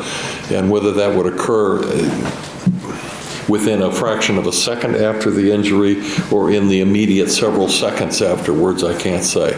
Then what did you mean by this? And for the record like this, it's a 1-2 count of tapping on the podium. We're talking about the first impact, the first sound being the passage of the bullet. The second might be the expulsive forces of the chest and the passage of gas out of the mouth. In terms of the reflex rigidity and so forth and so on, if I gave the impression it occurred that quickly, that's incorrect. It does take a little period of time to do that. Well, doctor, you didn't just give the impression, you just testified under oath that's what it was. I mean, we can have the record read back if you need to. We may need to do that. I certainly do not want to give the impression that decerebrate rigidity had to occur 1-2 like that. My judgment on this matter is that this could occur in the immediate seconds after the gunshot wound, that there are other things that certainly do occur 1-2 like that. And Doctor, I wouldn't include decerebrate rigidity in that. You wouldn't include that? I would not. So if you said that, if I asked you when I first stood up here to give me a timeline for when this decerebrate rigidity takes place, whether or not it was instantaneous, if I asked you that question and you said it took place, it would take place within milliseconds or say a half a second of the gunshot wound event, then that would have been a mistake on your part. That would have been incorrect. Is that what you're saying? If those statements you just made are true, that would be incorrect. I like a longer time frame between that. There are other events that certainly do occur 1-2. So you're now saying that 1-2 was not talking about decerebrate rigidity. No. What were you talking about, doctor? I don't know. I'm not memorizing everything I say. What I am talking about, that I think in terms of an immediacy like that, would be the expulsion of the gas that is coming back out the mouth, the reflex the spasm of the chest and abdomen. Those things would occur in that sort of time frame. And you do recall just a second ago when I stood up and started asking you questions, I didn't say a word about reflex actions of gases. I didn't say a word about reflex actions of the abdomen. I asked you specifically about decerebrate rigidity. And I've attempted to answer that, saying that I don't believe that I answered indicating that the decerebrate rigidity would occur that quickly. And if I gave that impression or I said that, that is not correct. Are there any other mistakes that you've made in your testimony thus far, doctor? I don't know. I assume you'll point them out. This is like the spice is just sort of boiling. Like it could tip over at any moment, but they're keeping it just professional enough. The spasm or tremor that you're describing, I'm just using those words because I don't have a better word for it. The rigidity that you're talking about. Are you talking about a phenomenon where all arms and legs just do this? And I've indicated, Your Honor, for the record, my arms basically straight out, parallel to the ground, rigid in fashion. No. No. What kind of spasm tremor are we talking about when it does occur? A typical form of decerebrate rigidity is with the legs going straight out the arch, the spine arching, the hands in an attitude of extension and the head in an attitude of extension. All right. And it doesn't happen like that. It evolves over a second or two. Okay, like that was a click of the fingers. So now what you're saying, so we're clear. Now you're saying that it occurs within a second or two of the injury. It could occur later, but that's about the earliest that I would expect it to occur. Well, doctor, help me out. Now you just said a second or two. And I asked you to confirm that you said a second or two, and now it turns into, well, it could be later. Give me the time for decerebrate rigidity. You're the neuropathologist. I cannot give you the time, and it was my remembrance that I indicated. I doubt that it happens at the instant because it takes, there are some things that have to happen to allow that to occur. And over a period of perhaps several seconds after the event, decerebrate rigidity can kick in. Okay. And that I don't know precisely when that happened, and there is a time frame, a bell-shaped curve, I guess, when that can occur. How many is several seconds now? Pardon me? How many is several seconds? I don't know, 3, 4, 5. Okay. Something like that. Let me make sure I've got a second hand on my watch. Right? Give me 1 second, okay? Gunshot.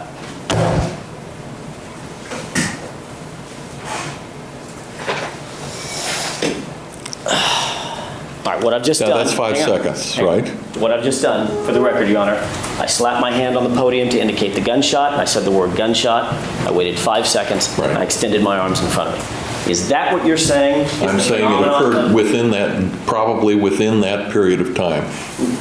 I got to finish my question. I'm sorry, otherwise the record will kind of be a mess. Are you testifying that that is consistent with what you understand to be decerebrate rigidity and that phenomenon when it does occur? It occurs that long after the fatal shot? No, it can be that long. I'm not saying it is 5 seconds. It can be within that period of time. This is not something that you push a button and it immediately happens. There can be a delay, but I would say within 5 seconds probably, if we're timing that way, that is when this event occurred.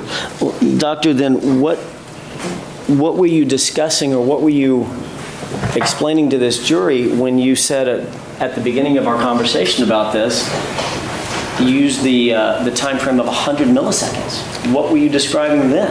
What I'm talking about at that point is the immediate propulsive effect of gases and other, the chest reflexes, the abdominal reflexes can occur like that. I'm not talking about decerebrate rigidity occurring in that time frame because it takes longer than that to do it. All right. We're going to move on. Okay. Mercifully from this subject. He was just having some fun with the witness. That's the way I interpret it. That was missed. It was not derogatory. No, not at all. It wasn't meant as such. Because, Doctor, it may be my confusion. I mean, it probably is. Normally when I'm confused. Anyway, let's talk about, you just brought up the gases and the expiration of blood. Let's talk about that and change gears just a little bit. Okay. Yesterday, you explained this to me on the phone, correct? I did. And by the way, let me ask you this. One more question before we move off of the decerebrate rigidity. Yesterday, I asked you to give me the time frame or the timeline for decerebrate rigidity. And yesterday on the phone, isn't it true, in front of Mr. Plord, and I think Jen may have been on the other end of the line as well on a conference call in front of a couple of associates of myself, you indicated that it was basically instantaneous, and you used the word instantaneous. Do you remember that? You're providing memories that I don't have. Okay, fair enough. I don't intend to communicate that, and I don't remember saying that. Okay, all right. And you don't remember saying that earlier this morning either? To my question. Instantaneous? No. That if I somehow did that, that's wrong. That's just not correct. Okay. The expulsion of blood.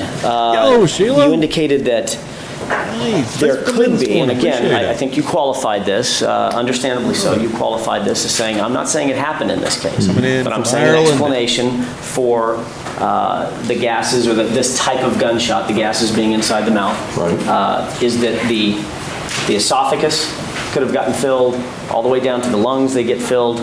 The lungs then contract, and out of the lungs up through the esophagus, the diaphragm contracts, and there could be expulsion of something out of the mouth and or nose, correct? I believe that. Stare. Okay. Look at that Phil stare. And when does this occur? Say again? When does this occur, Doctor? Yes. this phenomenon? When? Give me the timeline for then. For this. Is this instantaneous with the gunshot? That's within the fractions of a second. I mean, the discharge of the firearm and the passage of the rise of pressure and expulsion of gas is in milliseconds. Okay, so this one is milliseconds. Yeah. You're sure about that? Sure. All right. Couldn't happen 5 seconds later? On TV, maybe, in these slow motion cuts that they make of bullets going and people getting out of the way, maybe, but not in reality. Well, let's do away with Quentin Tarantino and just talk about neuropathology. In your expert opinion, if this phenomenon occurred, Oh shit, fajitas, my bad. Let me fix them.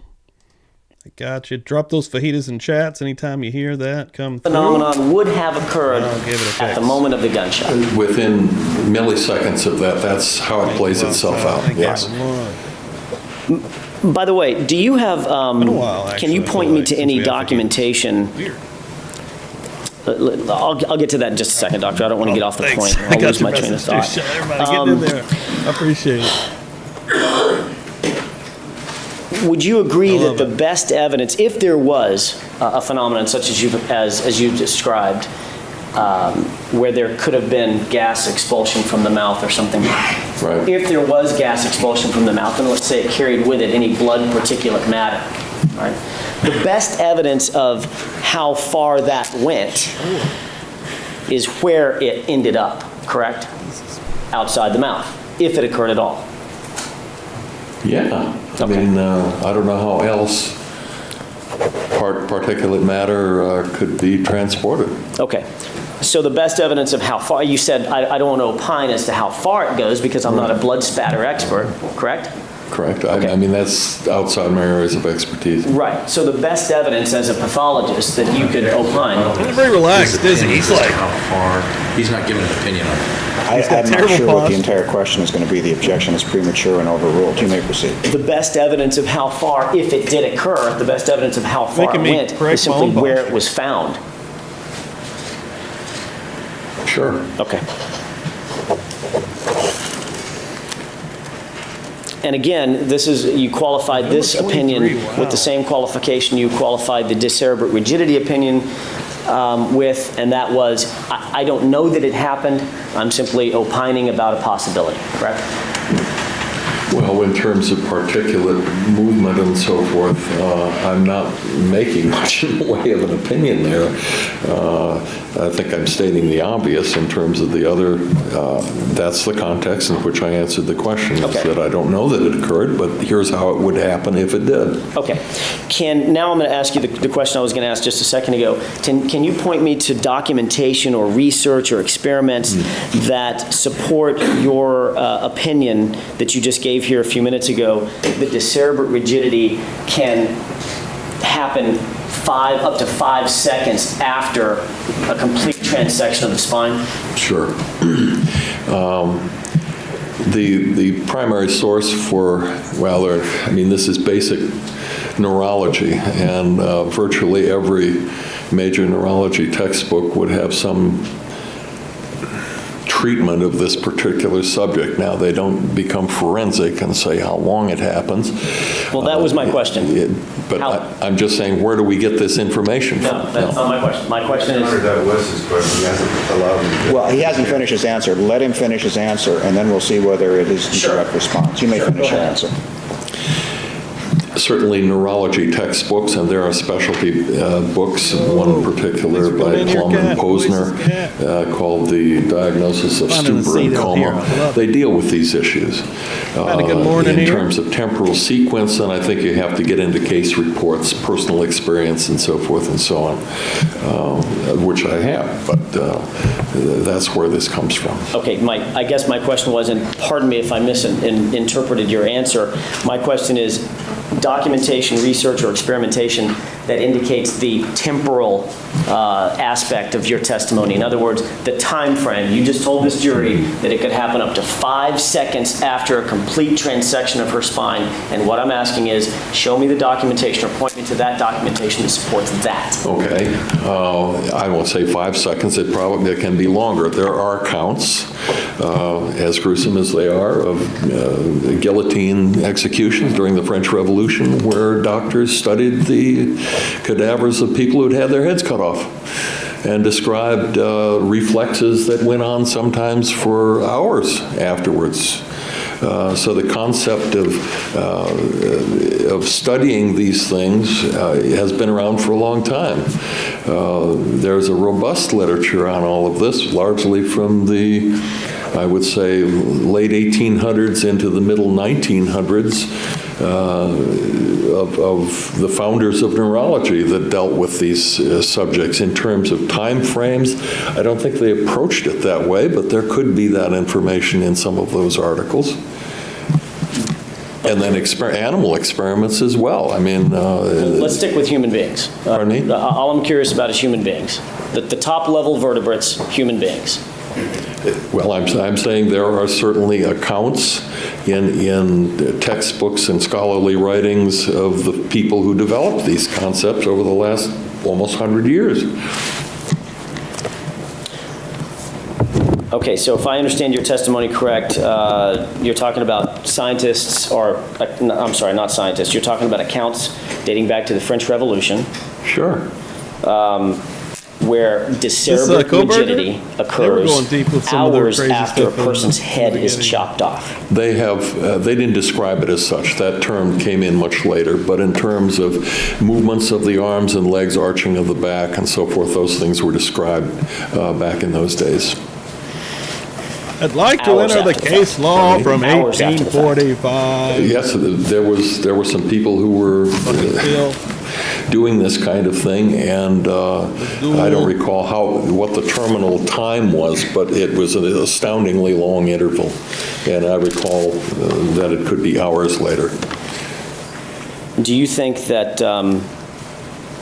is there any evidence in this case that Miss Clarkson, any evidence that you reviewed, that Miss Clarkson experienced decerebrate rigidity hours after she was shot through the back? I don't know that she did at all. I'm just saying it could have happened, and here's how it could if it did.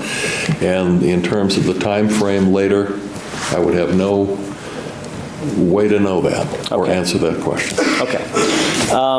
Concerning the alveoli, this is the last area that I want to visit with you about.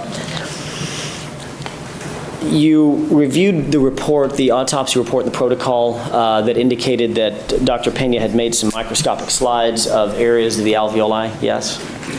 Yeah, he had made some slides of the lungs, and the results of that exam were reported there. And he ended up reporting that there was blood in certain foci, focal areas of the alveoli.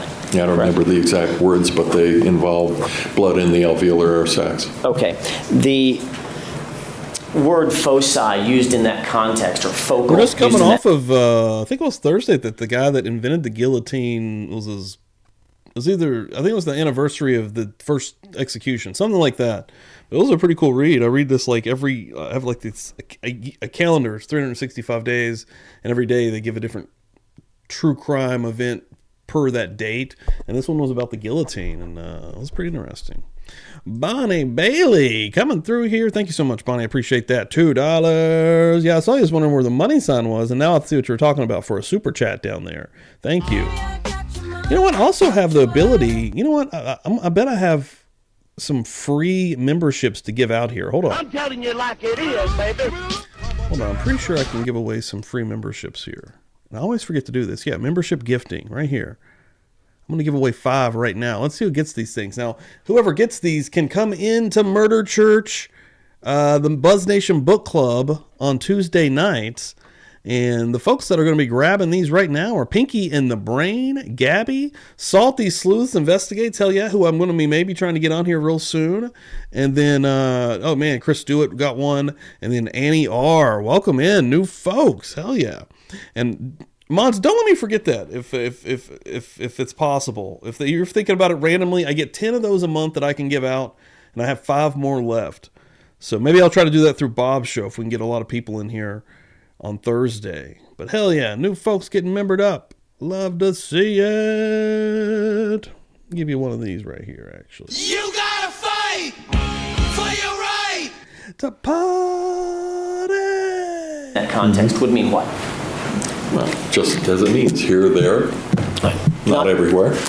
There we go. That's actually a very good way to put it. Here, there, not everywhere. In other words, If you take those words to be representative and correct, that's how I would interpret it. okay. So in other words, if the back of this represented a slide of an area of the alveoli, foci or focal areas of blood would be a little area here, an area here, an area here, correct? Maybe even more, but Sure. but not as though you took a paintbrush and covered the whole thing. Not filling it up. Exactly. Okay. So if someone took that, well, I'll just leave it at that. You indicated that there's the reflexive movement that you suggested with Mr. Plord was this shuddering. I think Mr. Plord used the word shuddering. Yeah. I want to explore that just a little bit. What you're describing, and again, you're not saying that happened in this case. Correct. You're saying that there's an explanation for it, and you're giving one of those explanations. Fair enough. Okay. If this shuddering took place, are you talking about taking, and what I've done for the record, Your Honor, is I've taken 2 or 3 rather deep breaths and exhalations. No, that's not what I'm talking about. Okay. You're talking about tiny, as a matter of fact, I think yesterday you indicated to me on the phone, tiny little breaths. Little panting. I mean, Okay. I don't know how to communicate that. Sure, it's kind of tough. Stuttering, spasmodic, twitchy, shallow, probably short, quote, breaths. Okay, so if and I'm going to step over closer to the jury with the court's permission. I'll turn my head away. If I went like, Yeah, that's sort of what you're talking about. that I can't tell you how deep, but that's of the subtle, relatively subtle thing that I'm talking about. I have no idea how to describe that for the record. I don't either. I try to use the best I can. Well, I would say an exhausted chihuahua, but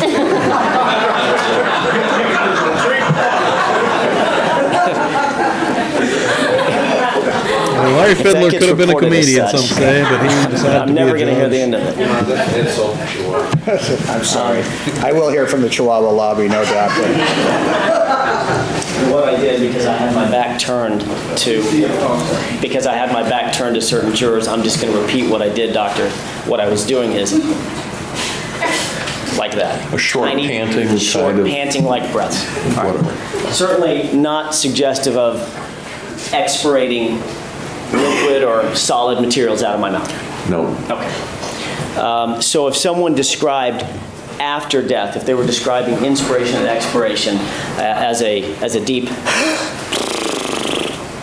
for instance, and I'll describe that as a raspberry, that would be incorrect. That would be incorrect, and that sort of breath would mean that the brainstem and spinal cord had been still connected. All right. It wouldn't happen. It would never happen. I don't believe so. And any suggestion to that effect would simply be wrong. Then somebody would have to explain the physiology and anatomy of that, and I'd be interested. And as a neuropathologist, you certainly would not agree with that. I don't think so. Thank you.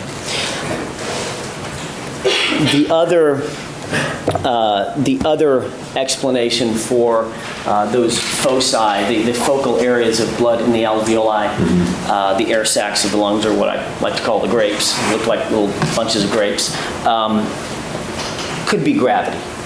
We talked about that yesterday, correct? Well, gravity will certainly bring blood into the major airways, and it's generally thought, I suppose if you had a long time, Like maybe 12 hours? I don't know anybody who's done experiments like that, but given time, it's conceivable some can find its way out. It's just sort of not my experience like that. Usually when you have stuff in the alveoli, you need something positive, and I shouldn't say positive, you need negative, you need a vacuum or something to bring it out there, because these are very narrow passages and friction has to be overcome. So I can't say it could never happen, but it's just, that isn't what I would think about or comes to mind. But certainly if let's just use an example, say for instance the spinal cord is in fact transected, there's going to be leakage of spinal fluid which is very, I mean, spinal fluid looks about like this, doesn't it? Correct. I mean, it looks like Clear. water. It's Water clear. water clear and not thickly viscous. Watery. Okay. That mixed with blood would certainly tend to water down the blood a little bit. Yeah, how much, but you're not going to have a lot of spinal fluid doing that. And I'm not sure how much mixing you'd get. You might end up preferentially, because the density is less, it flowing in a different way. Well, there's some 150 cc's of spinal fluid up in this area total, correct? Up in this area? Probably in a woman of this age, I would say maybe 120, 130 milliliters of fluid in the brain, around the brain. Up above the chin, so to speak. Sure. And how much of that would be able to move out, don't know. Okay. And of course, you said that depends on how long someone is in that position for gravity to take effect, correct?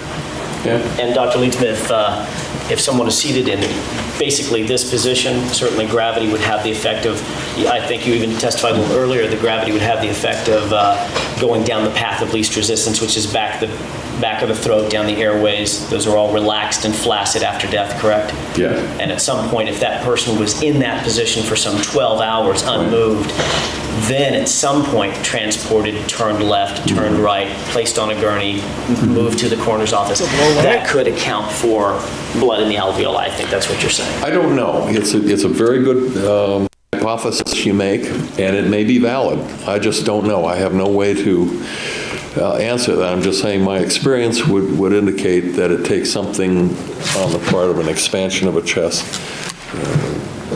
passive or active, to get things out into the alveoli. But I can't, it's a very interesting question you ask, and I can't answer it.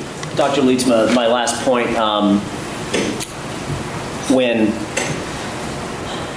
the spine is transected, you would not expect for, I mean, notwithstanding some of the rigidity that you've talked about, some of the tremor movements in the diaphragm that are possible, you would not expect for Lana Clarkson after her spine was transected. And when I say after, I'm talking about seconds after, not the milliseconds of the expulsion, all right? I'm talking about starting at 1, 2, 3, 5, 10 seconds after. She could not sneeze. She could not what? Sneeze, correct? No. She couldn't cough. In the classic sense, no. She couldn't scream. No. She couldn't exhale deeply. Depending on if this was chest and abdomen, something like that could occur, but these other things you talk about predispose. When we cough, we close off our airway, we build up our pressure, and then we release it. That would not have been possible after her spinal cord and was injured as it was. So what are you saying was possible after her spinal cord was injured? I'm saying, as I've indicated before, there is a combination of the expulsion of gas by simply elastic collapse of the chest, aided perhaps by reflex contraction of the chest and abdominal muscles, which could produce a whuff, a cough-like. I'm not saying it is a cough, it's not, because of that has certain anatomy and physiology, but something like that, an expulsion of breath and whatever it carries with it. And that would basically be contemporaneous to, that's the word I was searching for, I couldn't find it before. It would basically be contemporaneous to the gunshot. Yes. Thank you. All right, go ahead. He's done. For now. Doctor, just a couple of follow-up points to some questions that you were asked by Mr. Jackson. When you talk about a cough in the classic sense, you were trying to explain that the muscles involved in a typical cough wouldn't be able to react given her injury, correct? Yes. And when this irritation would occur, when blood or whatever might get down into the esophagus, that would produce a cough-like reaction. Is that correct? It's the best way. I mean, what words have we got? We have to approximate what we know and then modify them a little bit, and that's what I've tried to do. Okay, and so you used the words, not a classic cough, or use the word woof or whatever, to explain one type reaction that could occur. That could occur when the blood or the other caustic materials would engage and get into the esophagus, correct? Yes. Okay, and why does that occur that way? In other words, if let's say blood would get into my esophagus right now, why would there be a reaction to that? Well, as I've indicated, there's going to be two components. A passive one, simply because you've got an elastic expansion of the volume back in the back of the throat and the upper airway and probably the esophagus that has gas under higher pressure on it. And then when that diminishes, is no longer driven in there, then it does what gases do, is expand back out the other way. Then there could be this reflex component that we're struggling with the words for, a cough-like or a woof-like expulsion that's chest and abdomen, non-volitional, that added to that or follow it. I'm not sure what the time frame is. It's probably very quick. Okay.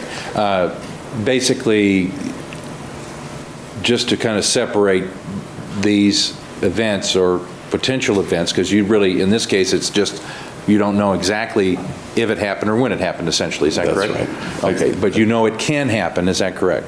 Yes. And it's reasonable for it to have happened. In other words, it's not unreasonable to believe that one of these cough-like events occurred, correct? Is perfectly reasonable. Okay. Now, contrasting that to something that you talked about with Mr. Jackson regarding the blood getting into the Ebola, basically that requires some type of pressure or some way to get it in there. Is that correct? That's kind of what we were taught. That's kind of what I accepted, and it seems reasonable from personal experience to see that. Okay, and essentially from 80%. His hypothesis or his theory that gravity could put the blood in there, that's not something you were taught or you would find to be reasonable. You'd have to see some proof of that, correct? I don't have any, but you know, the way Mr. Jackson has. I'm sorry, Doctor. I want to interpose an objection. It just dawned on me that Mr. Plord added something in his question that is exactly opposite of the doctor's testimony. He said it would be reasonable. He's not sure if it happened or not. Just phrase your question again, would you please?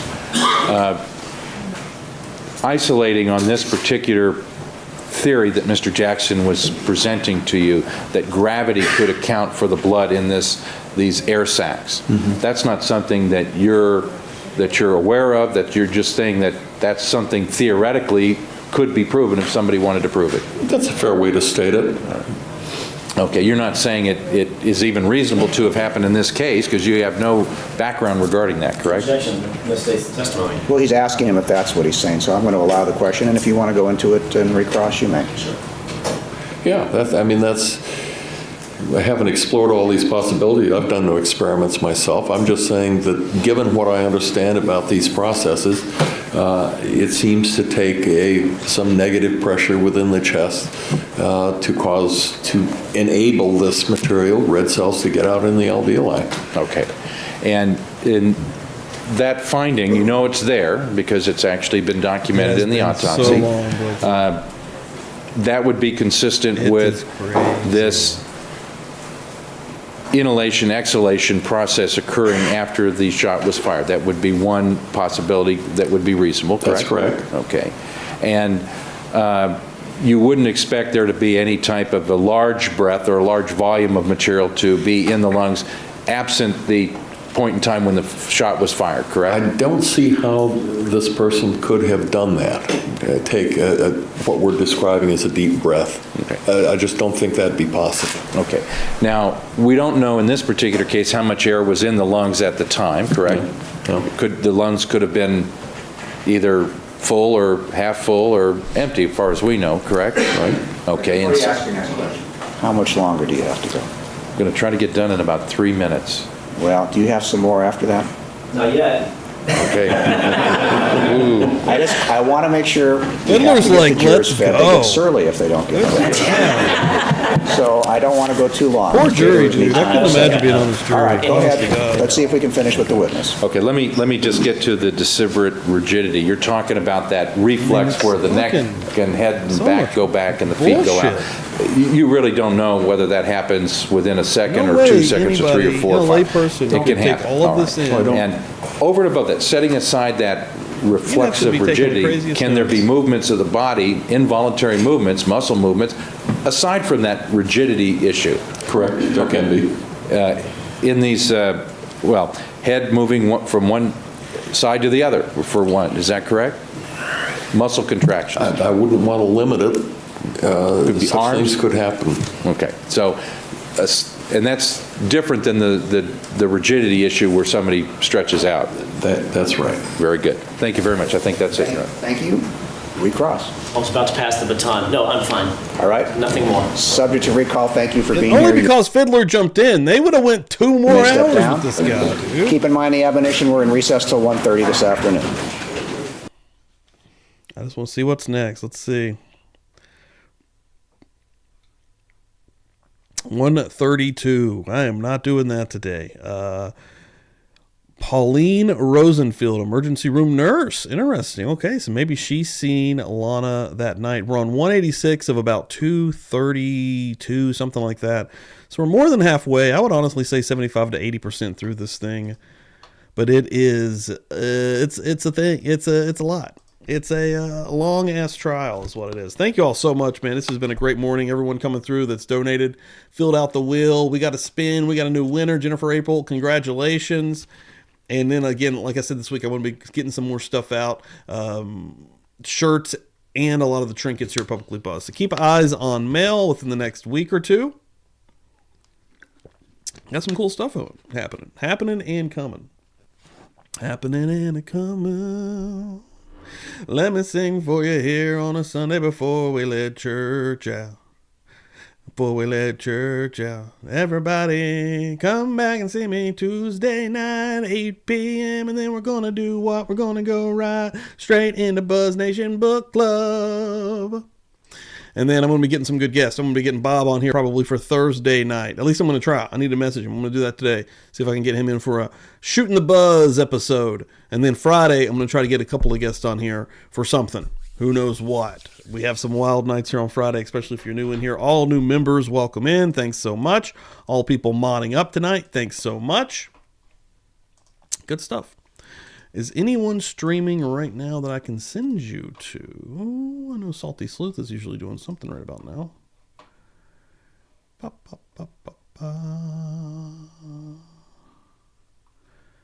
don't see anyone live. I just see a lot of upcoming things.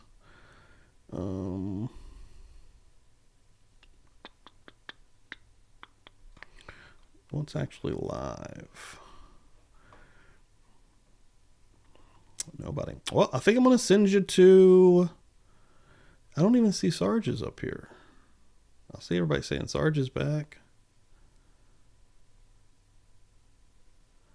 I don't see him. Oh, yeah, I do. Here we go. I'll put you into Sarge's. How about that?